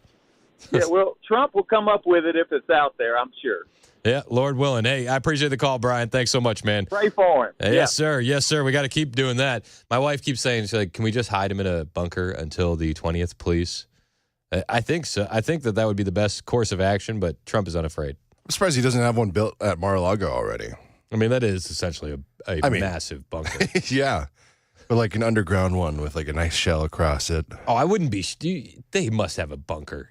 I wouldn't doubt it, beneath the ground at Mar-a-Lago. He's probably got something nuclear ready for it there. Yeah. They would have to. With an Ethernet cable so he can tweet from wherever he's from. Yep. Yeah, they got it. They got to have something. They got have that to. set in stone. Yeah. We'll see. We'll see. This is it's been a weird day. You know, we got New Year's Eve tomorrow. It's been a weird couple weeks. It's weird when the holidays line up in the middle of the week. Very strange. Very strange. I do want to talk about on the way a couple of teen trends that have been happening. Internet challenges. This one a little bit more sinister than just eating a Tide Pod. I was going to say, are we back on that? Or no, it's worse. They're not lighting themselves on fire anymore, but there is a new teen trend that I want to talk about. I also want to talk about driverless taxis. Have you been in the driverless taxi? I haven't. I avoid taxis in general. We've had too many arguments in my line of work. But really? I argue with taxis all the time. It's taxis or Ubers? Both. Okay. Both. They all think they domineer the road, and it's like, hey guys, I drive here too. Yeah. I drive here too. So they're like bicyclists. Oh, essentially, yeah. What would you rather have, a world full of bicyclists or a world full of taxi cab Uber drivers? Are the taxi cabs wearing spandex too? All right, on the way, a disturbing new teen trend, plus Waymo driverless taxi cabs. Man. I'll bring you both. One of them you're going to want to hear. You might want to hear both of them, but I know one of them you're really going to want to hear. I'm definitely here for both, for All sure. right, hang out with us. It's 11 o'clock on Super Talk 99.7 WTN.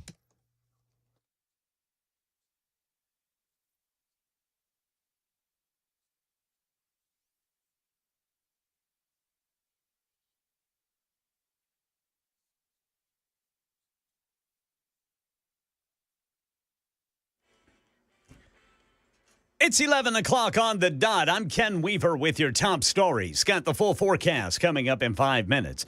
President-elect Trump is backing Louisiana Congressman Mike Johnson in his bid to continue serving as Speaker of the House. Here's Stephen Portnoy. As he presides over a razor-thin GOP majority that includes a number of outspoken skeptics, you might even call them dissidents, it's by no means a sure thing that the Speaker will hold on to the gavel. But the President-elect's endorsement could help. Donald Trump says on social media that Mike Johnson is, quote, a good, hard-working, religious man who will do the right thing. Trump urges House Republicans to, quote, not blow this great opportunity which we have been given. Tributes for former President Jimmy Carter celebrating his life, mourning his loss Sunday at the age of 100, the oldest former U.S. president ever. Carter's one term in office was defined by foreign policy. He brokered a historic peace deal between Israel and Egypt, but a crisis in the Middle East played a role in his political undoing. In 1979, 52 Americans were taken hostage in the U.S. Embassy in Iran. In 1980, Carter would lose to Ronald Reagan in a landslide. Just minutes after leaving office, the hostages were released. After leaving the White House, Carter launched what is often regarded as one of the most impactful post-presidential careers in history, establishing the Carter Center, sponsoring programs to promote human rights around the world. ABC's Andrew Denbert reporting, despite his presidency being marred by runaway inflation, an energy crisis, and that hostage-taking crisis in Iran, most Americans believe that Carter was an honest and religiously devoted man. Gallup puts his approval rating at 70% during his presidency. A convicted felon was rearrested early yesterday for allegedly making death threats against a judge, Michael Wortham, accused of posting the messages on Facebook in May. They're believed to be related to an unfavorable custody decision. Wortham lived in Arkansas, but Metro Nashville police used license plate readers to spot him driving toward Nashville. He was arrested while sleeping in his vehicle in Davidson County yesterday.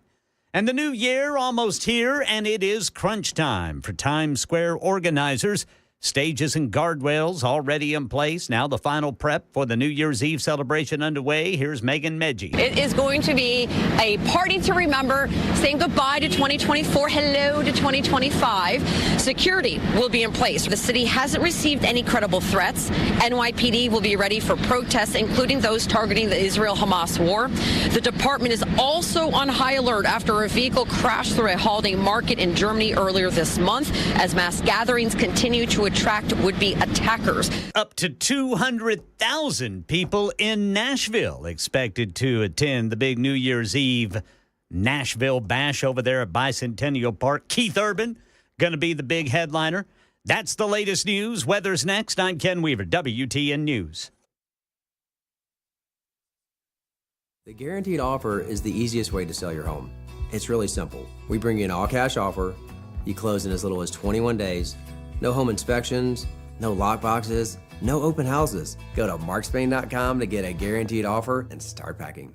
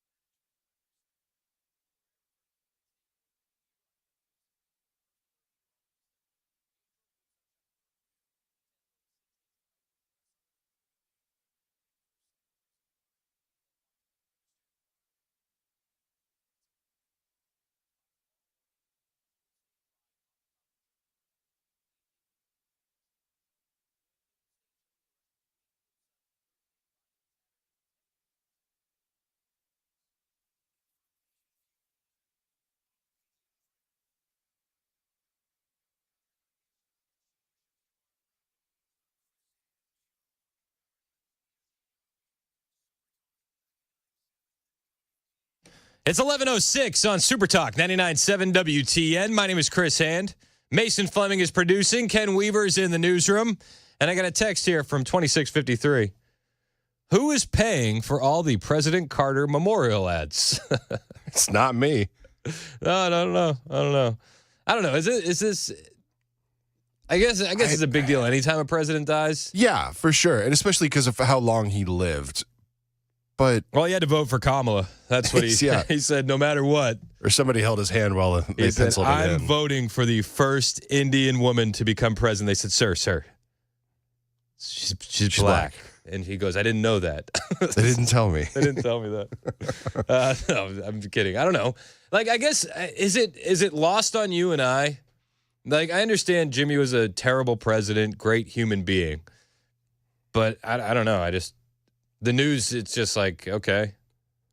I don't know. I feel like they're intentionally.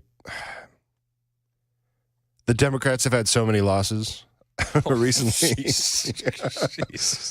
That's not how I meant it, but I think they're trying to play up somebody that they held in high regard to cover up what Biden did for the past 4 years. I'm glad you said it, not me. That's not what I meant. No. Am I missing? Ken, you tell me. Am I missing? Is this a big deal, Jimmy Carter dying? It is a big deal because a former president has passed away, and notably the oldest living former president. It's a big deal because his 4 years were marred by turmoil. I mean, we were coming out of the Vietnam War, and you could almost say things actually got worse. I remember as a kid, my parents watching the news, and there being cars lined up for miles to get gasoline. Some people actually pushing their cars to get gasoline that was just running out under the Carter administration. There were a lot of bad things going on, like, Iran taking our hostages and just basically held them for over a year. And then didn't release him until right after, inauguration and Ronald Reagan took over. So, most of my memories of the Carter administration were my parents, talking about, and my grandparents talking about how hard things were and seeing it nightly on the news, because you only saw it one time back then. And that was the news during dinner, actually. But afterward, the things that he and his wife did afterward, are the things that stand out. Yep. And that's the thing. I mean, you've got some in the media right now trying to paint this guy as he was a really great president. And I don't know if that legacy, if that narrative is going to stick, especially with the people who lived through that. But arguably a great guy, a nice guy. And very well respected on both ends of the aisle. Have you heard any rumors of who is going to be fighting Jake Paul next now that Jimmy's not available? I saw that. Well, I mean, he better look out for Biden. He's going to have time on his hands. This is true. And he took on Corn Pop. Corn Pop was a bad dude. Well, and his uncle was eaten by cannibals. He's got a history of toughness in that family. Yeah, drove a truck. Headed out with Xi Jinping. Drove around for a year with Xi Jinping. His son beat addiction like 10 times. Oh, geez. Yeah, I don't know. But then again, too, Brother Chris, it is this dead time, that you were talking about, whenever, New Year and Christmas land in the middle of the week. And now that this has happened, oh, my gosh. Yeah. It's all you're going to see. Listen, I bet you there are people with Jimmy Carter documentaries ready to go. They're going to be airing those on CNN all weekend. Oh, yeah. Like, all right, just add in the end date, and then we'll be ready to go. We just need to make this one edit. Well, and then they'll try to, they'll try to figure out a way to, demonize the president-elect. Oh, yeah. They will do that. Yep, absolutely. Even though the president-elect had very kind words for the passing of Jimmy Carter. Yeah, well, and Trump always handles those moments really well. Yeah. He did it when he learned about Ruth Bader Ginsburg on the tarmac. Handled that with extreme grace. He handled his statements with extreme grace. I did see a post of satire going around from the Twitter account Autism Capital. It said, Trump, in honor of Jimmy Carter, we'll be taking back the Panama Canal and renaming it the Jimmy Carter MAGA American Freedom Patriot Eagle Canal. It's what I would have wanted him to have wanted. I wish we could have got something like that, but we didn't. We got a heartfelt statement. And Joe Biden was also talking about Jimmy Carter. And it's like the news has all been all these leaks. Oh, Biden actually is a step slower than any of us knew. This is crazy. We didn't know until the debate. And I'm just like, have you guys heard Joe Biden lately? He talks like this all the time. And this is Joe Biden giving his statement on Jimmy Carter after being on vacation for a few days in the Virgin Islands. This is a sad day, but it brings back an incredible amount of good memories. Today, America and the world, in my view, lost a remarkable leader. He was a statesman and humanitarian. And Jill and I lost a dear friend. I've been hanging out with Jimmy Carter for over 50 years, it dawned on me. He doesn't sound well. He does not. And people are supposed to be surprised that he's a step slow and he's not running circles around his staff. I don't know how you'd be shocked by that at all. Bill in Nashville, what's up, man? How are you doing? I'm good, and you? Good, sir. What do you want to talk about? Well, I'm an independent, vote policy, not party, every time. Tennessee's the best example of why that should be the case. But I think you guys need to be a little more balanced. And the last time this country had a balanced budget and an actual surplus was with a Democrat in the White House, Bill Clinton. Now, granted, Gingrich was Speaker and Republicans controlled Congress, so the compromise that happened then is exactly what should still be happening today. But if you try to work across party lines, you're primaried or you're said that you're going to be primaried. There is no sense of compromise anymore. That's one reason I really like that with Tulsi Gabbard, hopefully being part of this administration. I think she could work both sides of the aisle. And since she was a Democrat and an independent, now leaning more towards Republican. But anyway, my point is, I don't know anyone that can honestly say financially they weren't in better shape. You're a young man, so you probably don't understand the Clinton years. But I don't know anyone that can't say they were honestly not better off financially during the Clinton presidency than they have been since. And for the love of God, as far as top 5 worst presidents this country has ever seen, I hope you make room for George W. Bush. That he should be in jail as a war criminal, as far as I'm concerned. I'm no fan of Bush. I'm no fan of Bush at all. A lot of my friends got sent over to the Middle East to fight in a war that we had no business being in. Trillions of dollars later, countless lives lost. I think he was an awful president. Oh, well, good. I'm proud to hear you say that. Yeah, that ridiculous march on Baghdad was the most asinine thing. Anyway, I'll get off the air, but thanks for your time. Hey, I appreciate it. Let's go to Steve in the Borough. You're up next on Super Talk. What's up, Steve? Yeah, I just wanted to say during the Carter years, I had a 6-month CD at 16.5% interest. Okay. That's how high interest rates were. But you get a 16.5% CD, and you only had to keep it in the bank for 6 months. Crazy. And I remember my father was so excited when he bought a brand new car, and he had 13.5% GMAC financing. That's insane. Yeah. Wow. Anyway. I appreciate the call, Steve. Doyle in the Borough. You're up next on Jimmy Carter. What's up, Doyle? Well, they're forgetting a lot of the stuff that happened. I turned 18 in 1976, got married, went into the workforce, and they're forgetting about the Shah of Iran, how that he was exiled, how that prior to Jimmy Carter, the Middle East was pretty stable, and the radicals took over Afghanistan and Iran and stuff. If you look at some of the photos and stuff, they were more westernized. Oh, yeah. You can see the old photos. The ladies are wearing bell-bottoms. Correct. And mini skirts and going to college, and they were more westernized. But once the Ayatollah took over and radicalized The Middle East has never been the same since. All that happened under Carter. Now, I can remember the gas lines. We carpooled, not because we wanted to, because we had to. That was the only way we could get to work is share a ride, because the gas embargo. But I didn't want to bring up the Shah of Iran. A lot of people forgot that all that happened during those formative years that he was in there. And I remember my raises got frozen for 3 years while he was there. Every time I've had financial difficulties, a Democrat's been in office, unfortunately.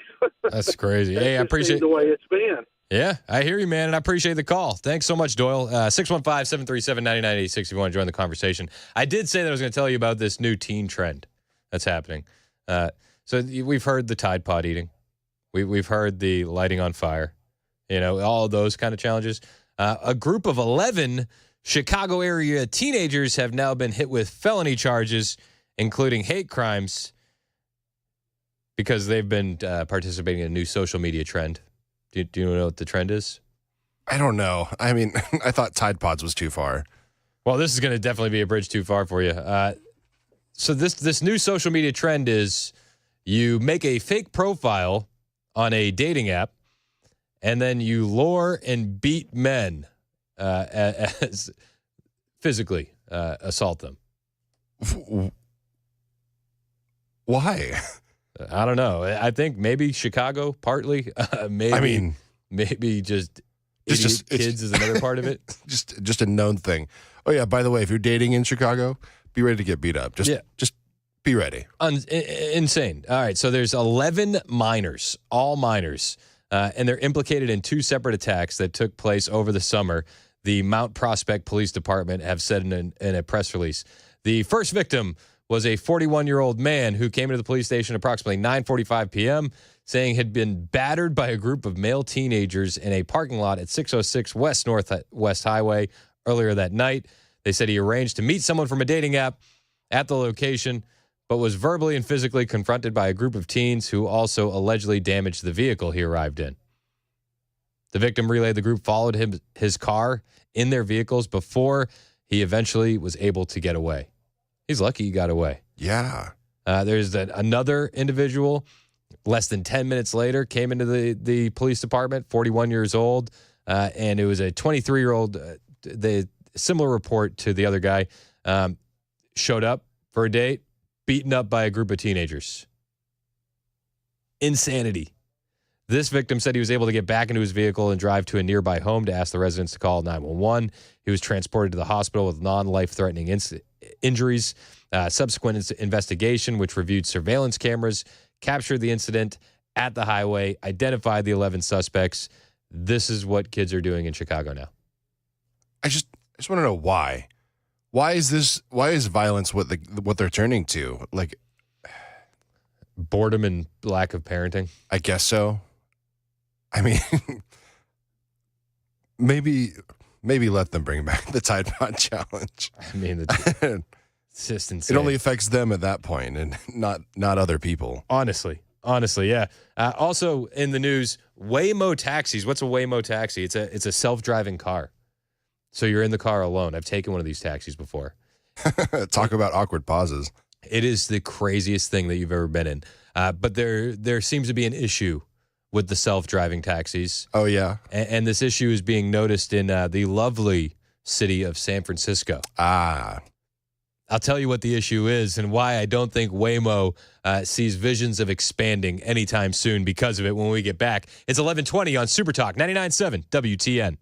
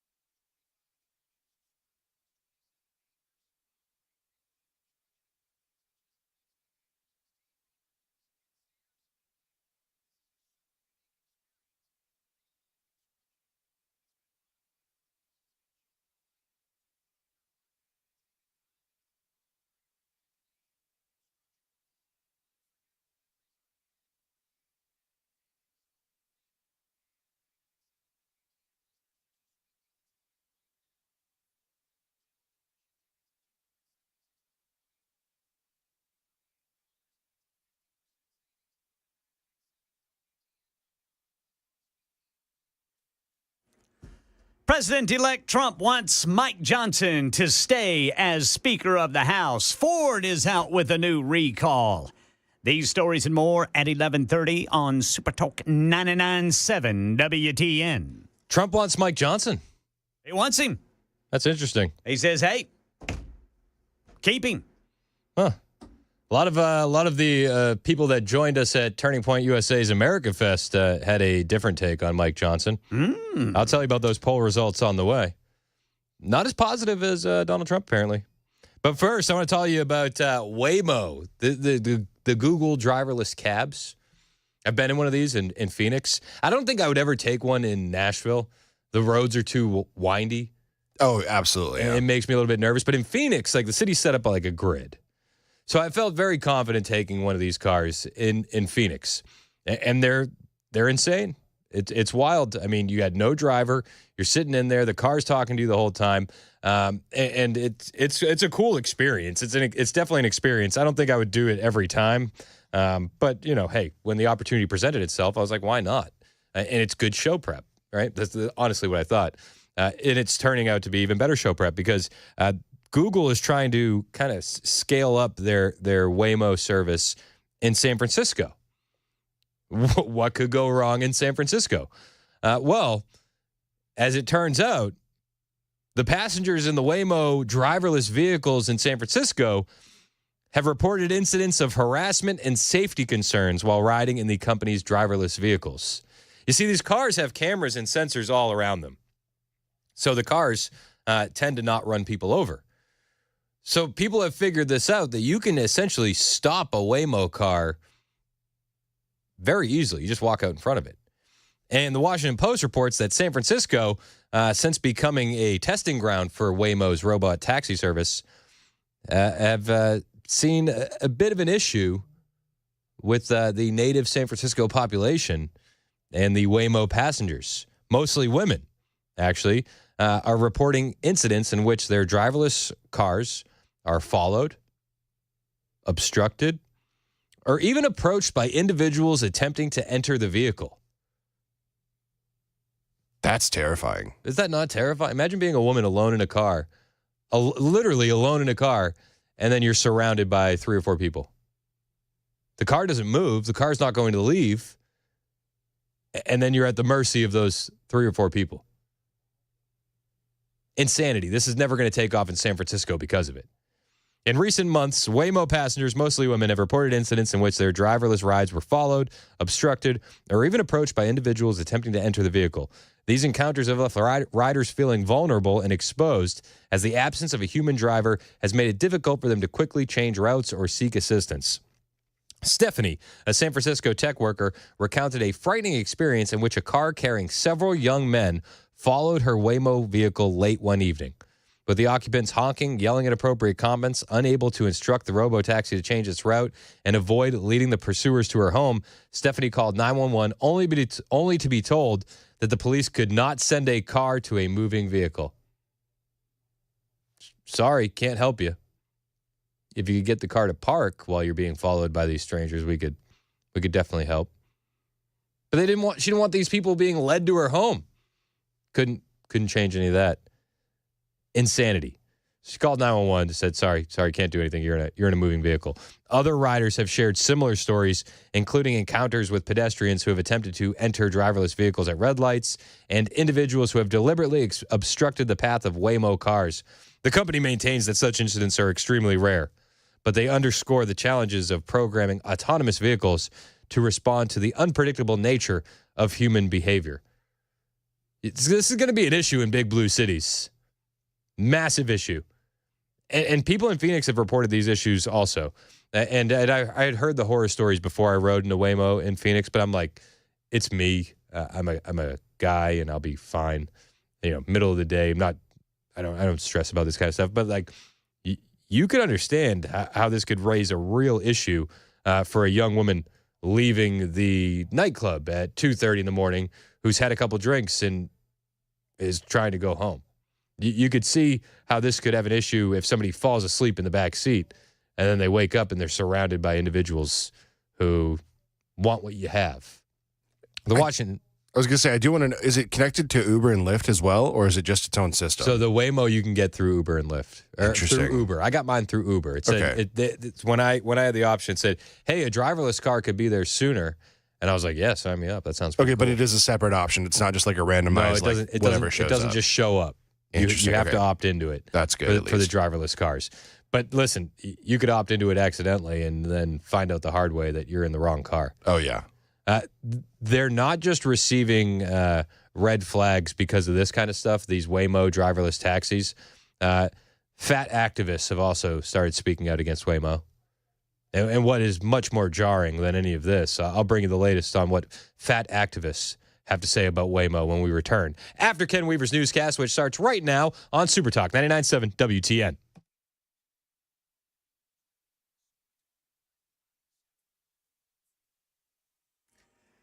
It's 11:30 on the dot. I'm Ken Weaver with your top stories. Got some police activity in Goodlettsville causing a traffic problem. It's going to be 65 southbound right there at mile marker 100. Stop and go traffic starts at Bethel Road. That's about 4 miles away. President-elect Trump throwing his support behind Mike Johnson to keep the speakers rolled. Trump writes on social media Johnson is, quote, a good, hardworking, religious man who will do the right thing. He urges House Republicans to, quote, not blow this great opportunity which we have been given. Ford is recalling the electric version of the country's most popular vehicle. Here's Mike Dubusky. The Lightning is Ford's all-electric take on the F-150 pickup truck, and now the company is recalling just under 12,000 of those EVs. The concern is that a control arm in the truck could detach and cause it to lose steering. The National Highway Traffic Safety Administration says dealers will fix the problem for free once owners are notified, which it says should happen by early February. The recall affects Lightnings made during the 2023 and 2024 model year. Right now in Nashville, a woman who was run over last night on I-40 near Old Hickory Boulevard was trying to warn oncoming traffic about a crash, partially blocking the right lane. Police say 68-year-old Arbadelia Richardson was waving a flashlight when a Toyota struck her. She died at the scene. The 25-year-old driver of the Toyota told police he didn't see her until it was too late. Police say there does not appear to be any impairment involved there at the scene. With less than 24 hours to go until Times Square in New York City celebrates the new year, Police Commissioner Jessica Tisch. At this time, there are no specific credible threats to the Times Square New Year's Eve celebration. However, we have been operating in a heightened threat environment since October 7th, and we remain vigilant. Here in Nashville, 200,000 people expected to watch as the famed Red Music Note will be dropped at Bicentennial Capitol Mall State Park during Jack Daniels New Year's Eve live, Nashville's Big Bash. That's the latest news. Weather's back next. And back. I'm Ken Weaver, WTN News.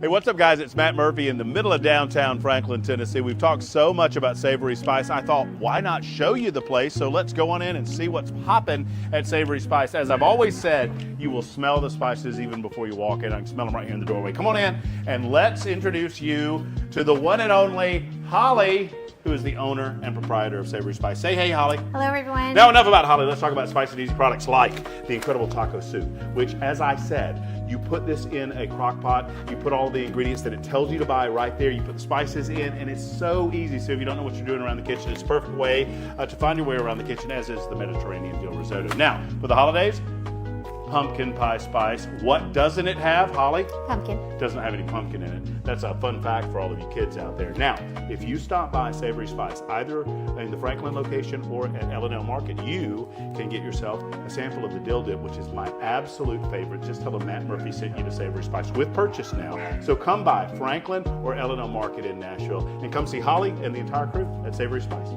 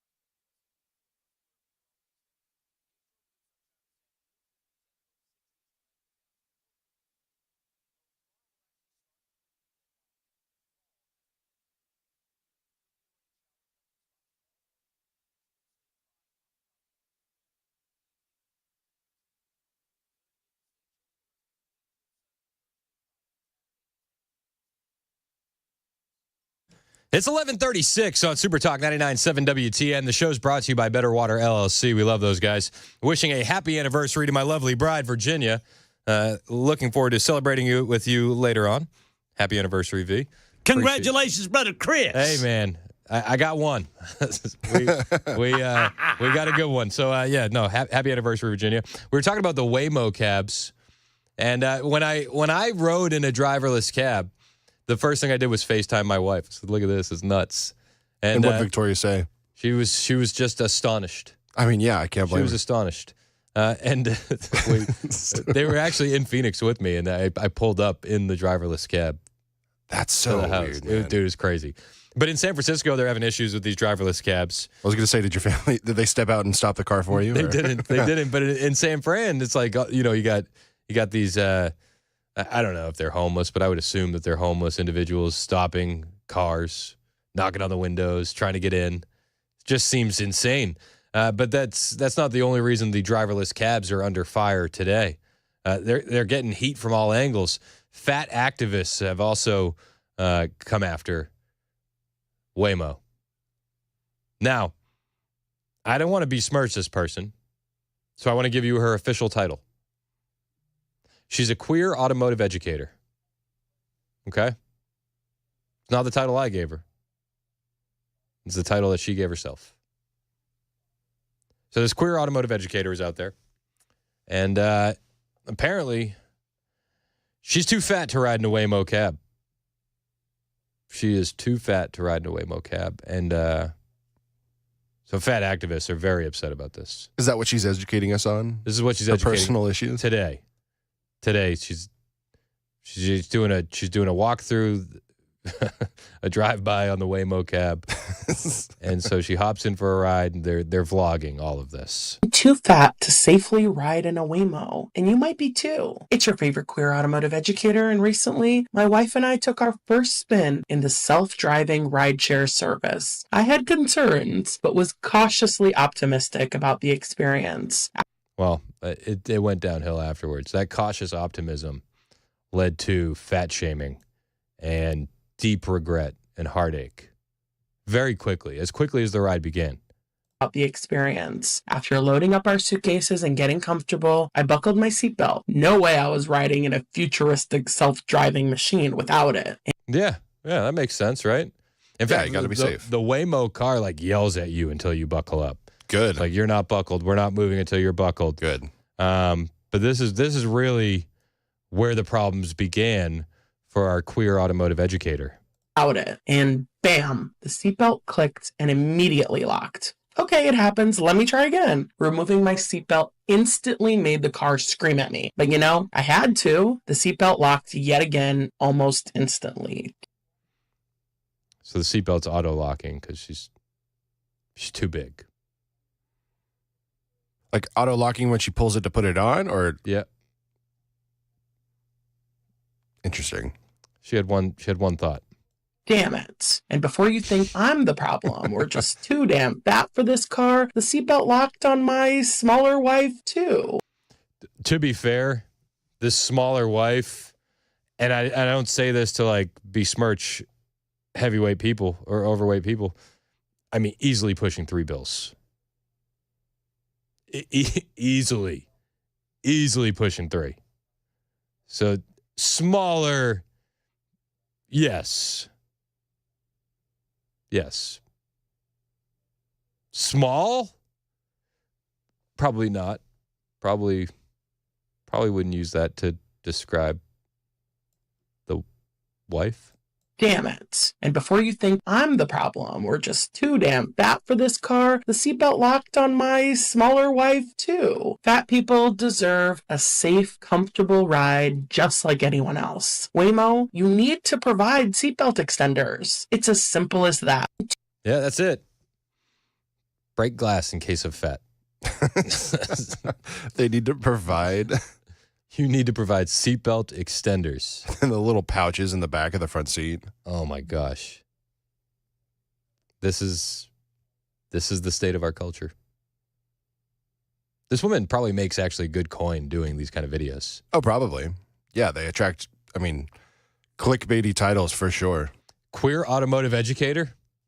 I got to check that out.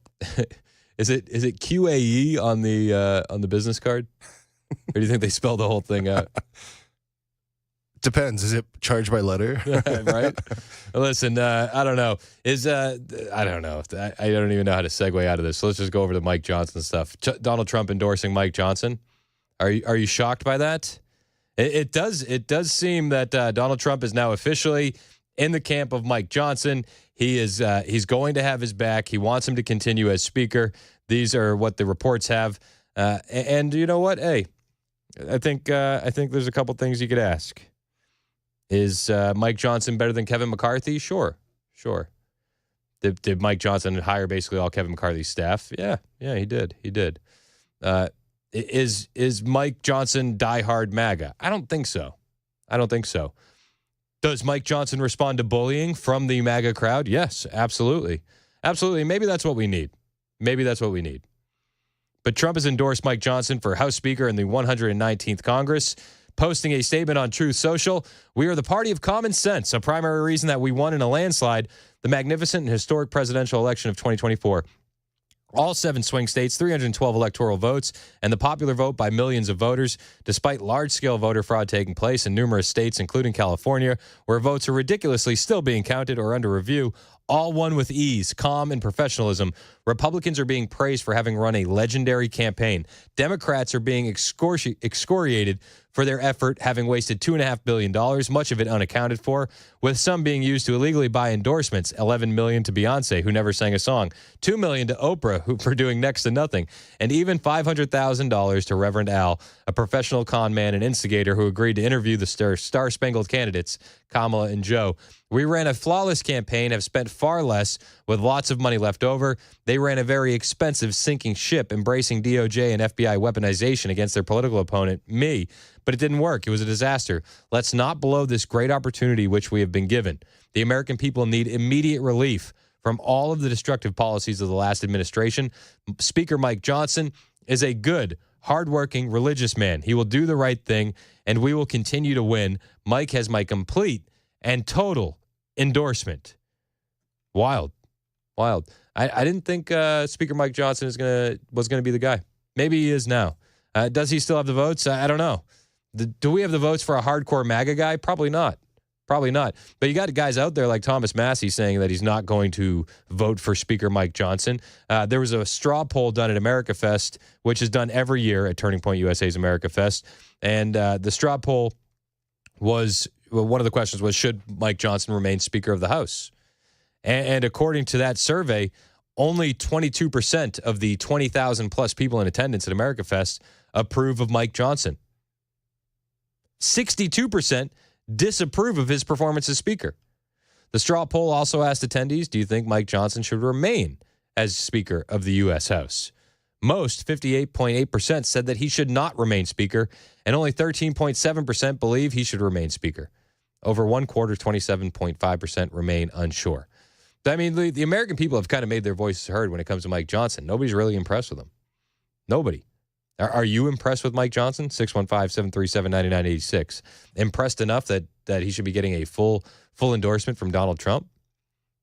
I don't know. And you can look at the America Fest poll and be like, well, that's just a hardcore MAGA crowd. But this poll actually coincides with the results of a Rasmussen Reports poll, which found that just 38% view Johnson as at least somewhat favorably, down from 44% who viewed him favorably in April.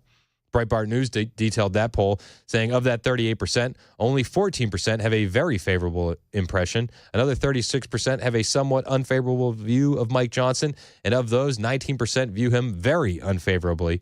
Another 27% remain unsure. When asked if Johnson is better or worse than most recent speakers of the House, the last being Kevin McCarthy, 41% across the board said he is about the same.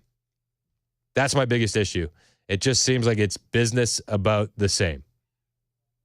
It's about the same. Not really actually doing anything. Still green-lighting checks to Ukraine. It's business as usual. Business as usual. Johnson's speaker hangs in the balance after initially negotiating a disastrous 1,500-page bill, continuing resolution full of pork, which included a pay raise for members of Congress. The spending deal infuriated many conservatives in both the House and Senate, and the deal finally landed was still viewed as a gift to Democrats, as not one of them opposed it. Yeah, because he had to go back and rewrite the whole thing. He said, I will vote for someone other than Mike Johnson, Rep. Thomas Massey reiterated this week. I'm not persuaded by the hurry up and elect him so we can certify the election on J6 argument, the congressman continued, adding that a weak legislative branch beholden to the swamp will not be able to achieve the mandate voters gave Trump in Congress in November. Maybe he's right. Maybe he's right. Massey also had a poll out there. On January 3rd, we will elect a Speaker of the House. Should members vote for Mike Johnson or someone else? Out of 179,495 votes, only 7% said Mike Johnson. 93% said someone else.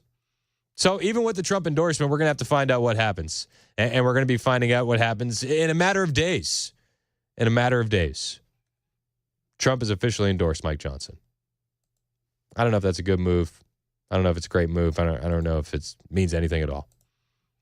Trump still wants to get some stuff done, right? I don't think it would be good business to go out there and endorse somebody else and then have them not get it. Not a huge fan of Mike Johnson. Would like to see somebody else, but then the question becomes who? Who? Right? Jim Jordan couldn't get the votes last time. Could he get them this time? Maybe. I don't know. If not Mike, then who? If you got a better idea, 615-737-9986. He's okay. A lot of us wanted Jim Jordan when all of this was going down. He'll probably be better, but if he didn't have the votes last time, he probably won't have the votes this time.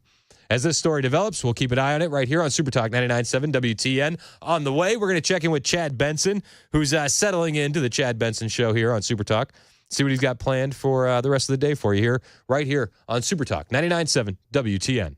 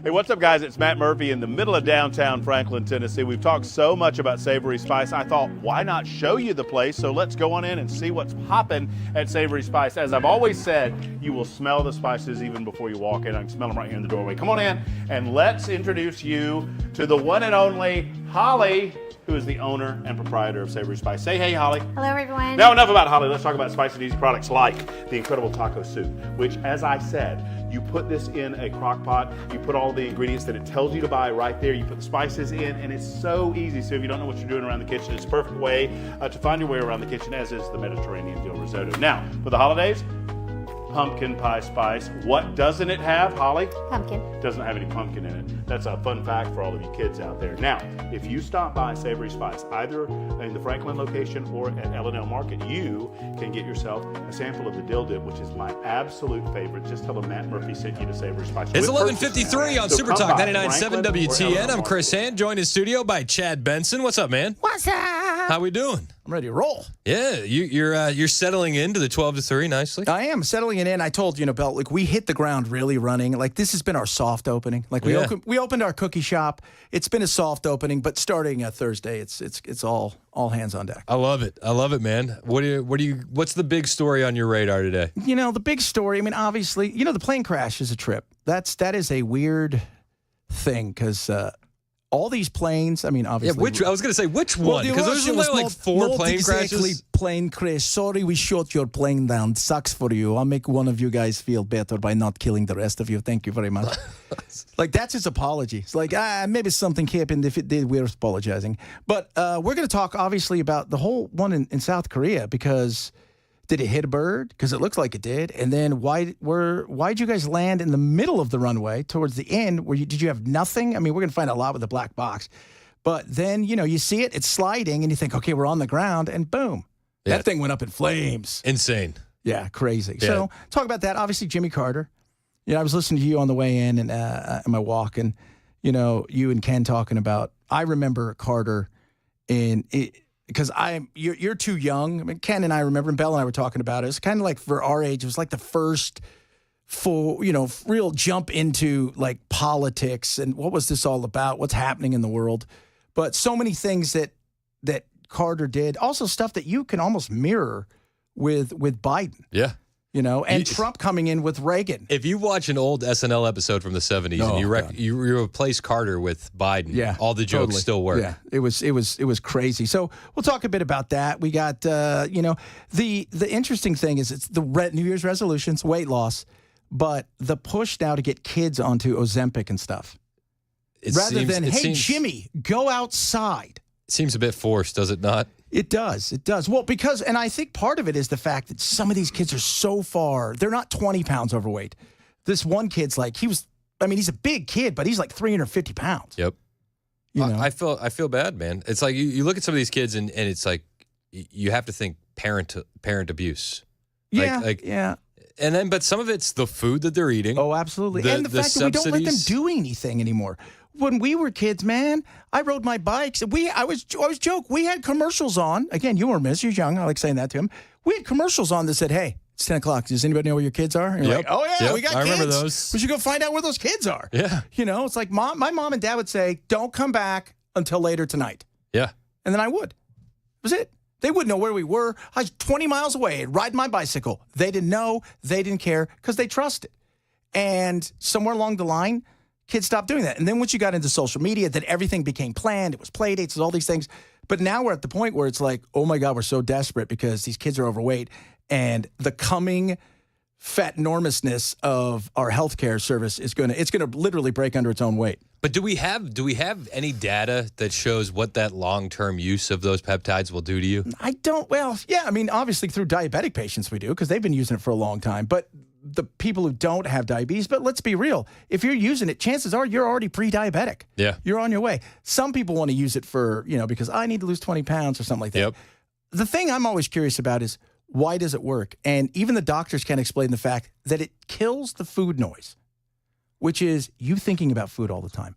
For whatever reason, it just stops that thought process. So of food noise, like where yes, when you eat, you get full faster, but the in-between is where everybody goes wrong. Most of the times, it's not your meal. Yep. It's the 11 o'clock Oreo run. Yeah. Or, it's 10 o'clock. I could have a pound of ice cream, gallon of ice cream. I mean, it's that weird, I can snack all day, graze. That's the thing it kills. But don't some people get just violently ill on this stuff? A few people, not many. I mean, dude, if you gave everybody an aspirin in the country, told everybody you got to take aspirin, there are going to be people allergic to it, and they're going to get sick. So, fair. But, the amount of people that get sick comparatively, I mean, there are people out there that get sick, but people get sick of all kinds of stuff. And it's cool that we've got this opportunity, but you've got to do something else with it. It's not meant to be forever. And that's the issue I think people need to preach is, look, this is a great head start, but you got to then get in motion. Yep. And actually change your diet. Yeah, change the way you eat, and it's all about, it's always been this way. It's just about portion control, right? Like if you want to have a piece of cake, great, have a piece of cake. Don't go so extreme that you're never going to, like keto. But I'm going to go keto. I'm never going to eat anything like this ever again. I'm going to measure my food. It's like, oh, shut up. Nobody eats that way, weirdos. No. You ever tried to do keto? No, but I have had a food scale in the past. Yeah? Yeah. What were you doing? Just weighing shrimp. Well, that's not the same. I work with a guy who was a bodybuilder. He said that's not the same. Like you're weighing shrimp, but it's like I had a buddy of mine who's a bodybuilder, and when he gets into I got 8 weeks he brings out his stuff and he weighs everything all the time. And it's like, he goes, I eat the same meal. It's got to be the same weight. And I'm like, oh, my God. Yeah, bro, my brother's a bodybuilder. Does he do that? That's my kitchen right now. Oh, just food scales and chicken laid out on little things. They're all portioned correctly. It's all chicken and rice, man. That's all he eats. Oh, my goodness, yeah. It's It's all over my kitchen floor, and it drives me nuts. Yeah. I just tell everybody, oh, he's a drug dealer. I'm like, dude, it's going to be better for you. But yeah, so we're going to talk about a bunch of wacky stuff today. Obviously, the two guys that died looking for Bigfoot. What's the real story? Oh, man. Bigfoot found him, didn't he? I got a great Bigfoot story. Pterodactyl got him. It's about time. So I got some good Bigfoot stories. Yeah, and obviously we're just talking about all kinds of stuff. It's the end of the year. It's like you and I were talking about it earlier. Not a lot going on. And it's almost like, can it just get here? It's like it's bubbling below the surface. Yeah. It's like, let's just get past this and let's just move on and let's get to January 20th and let's see what happens. Yep. Chad Benson's in next. He's hanging out with you till 3 right here on Super Talk 99.7 WTN.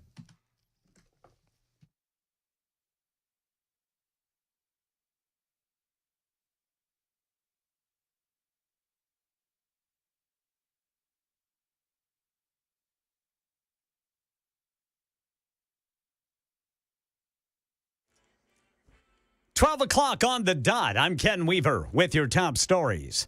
Still showing some police activity, slowing folks down in Goodlettsville. 65 southbound at mile marker 100. I think that's about to clear up now. Full forecast coming up in 5 minutes. President-elect Trump backing Mike Johnson, urging Republicans to retain him as Speaker of the House. Here's Mary Alice Parks. Voting starts this week after they are all sworn in. Look, Mike Johnson cannot afford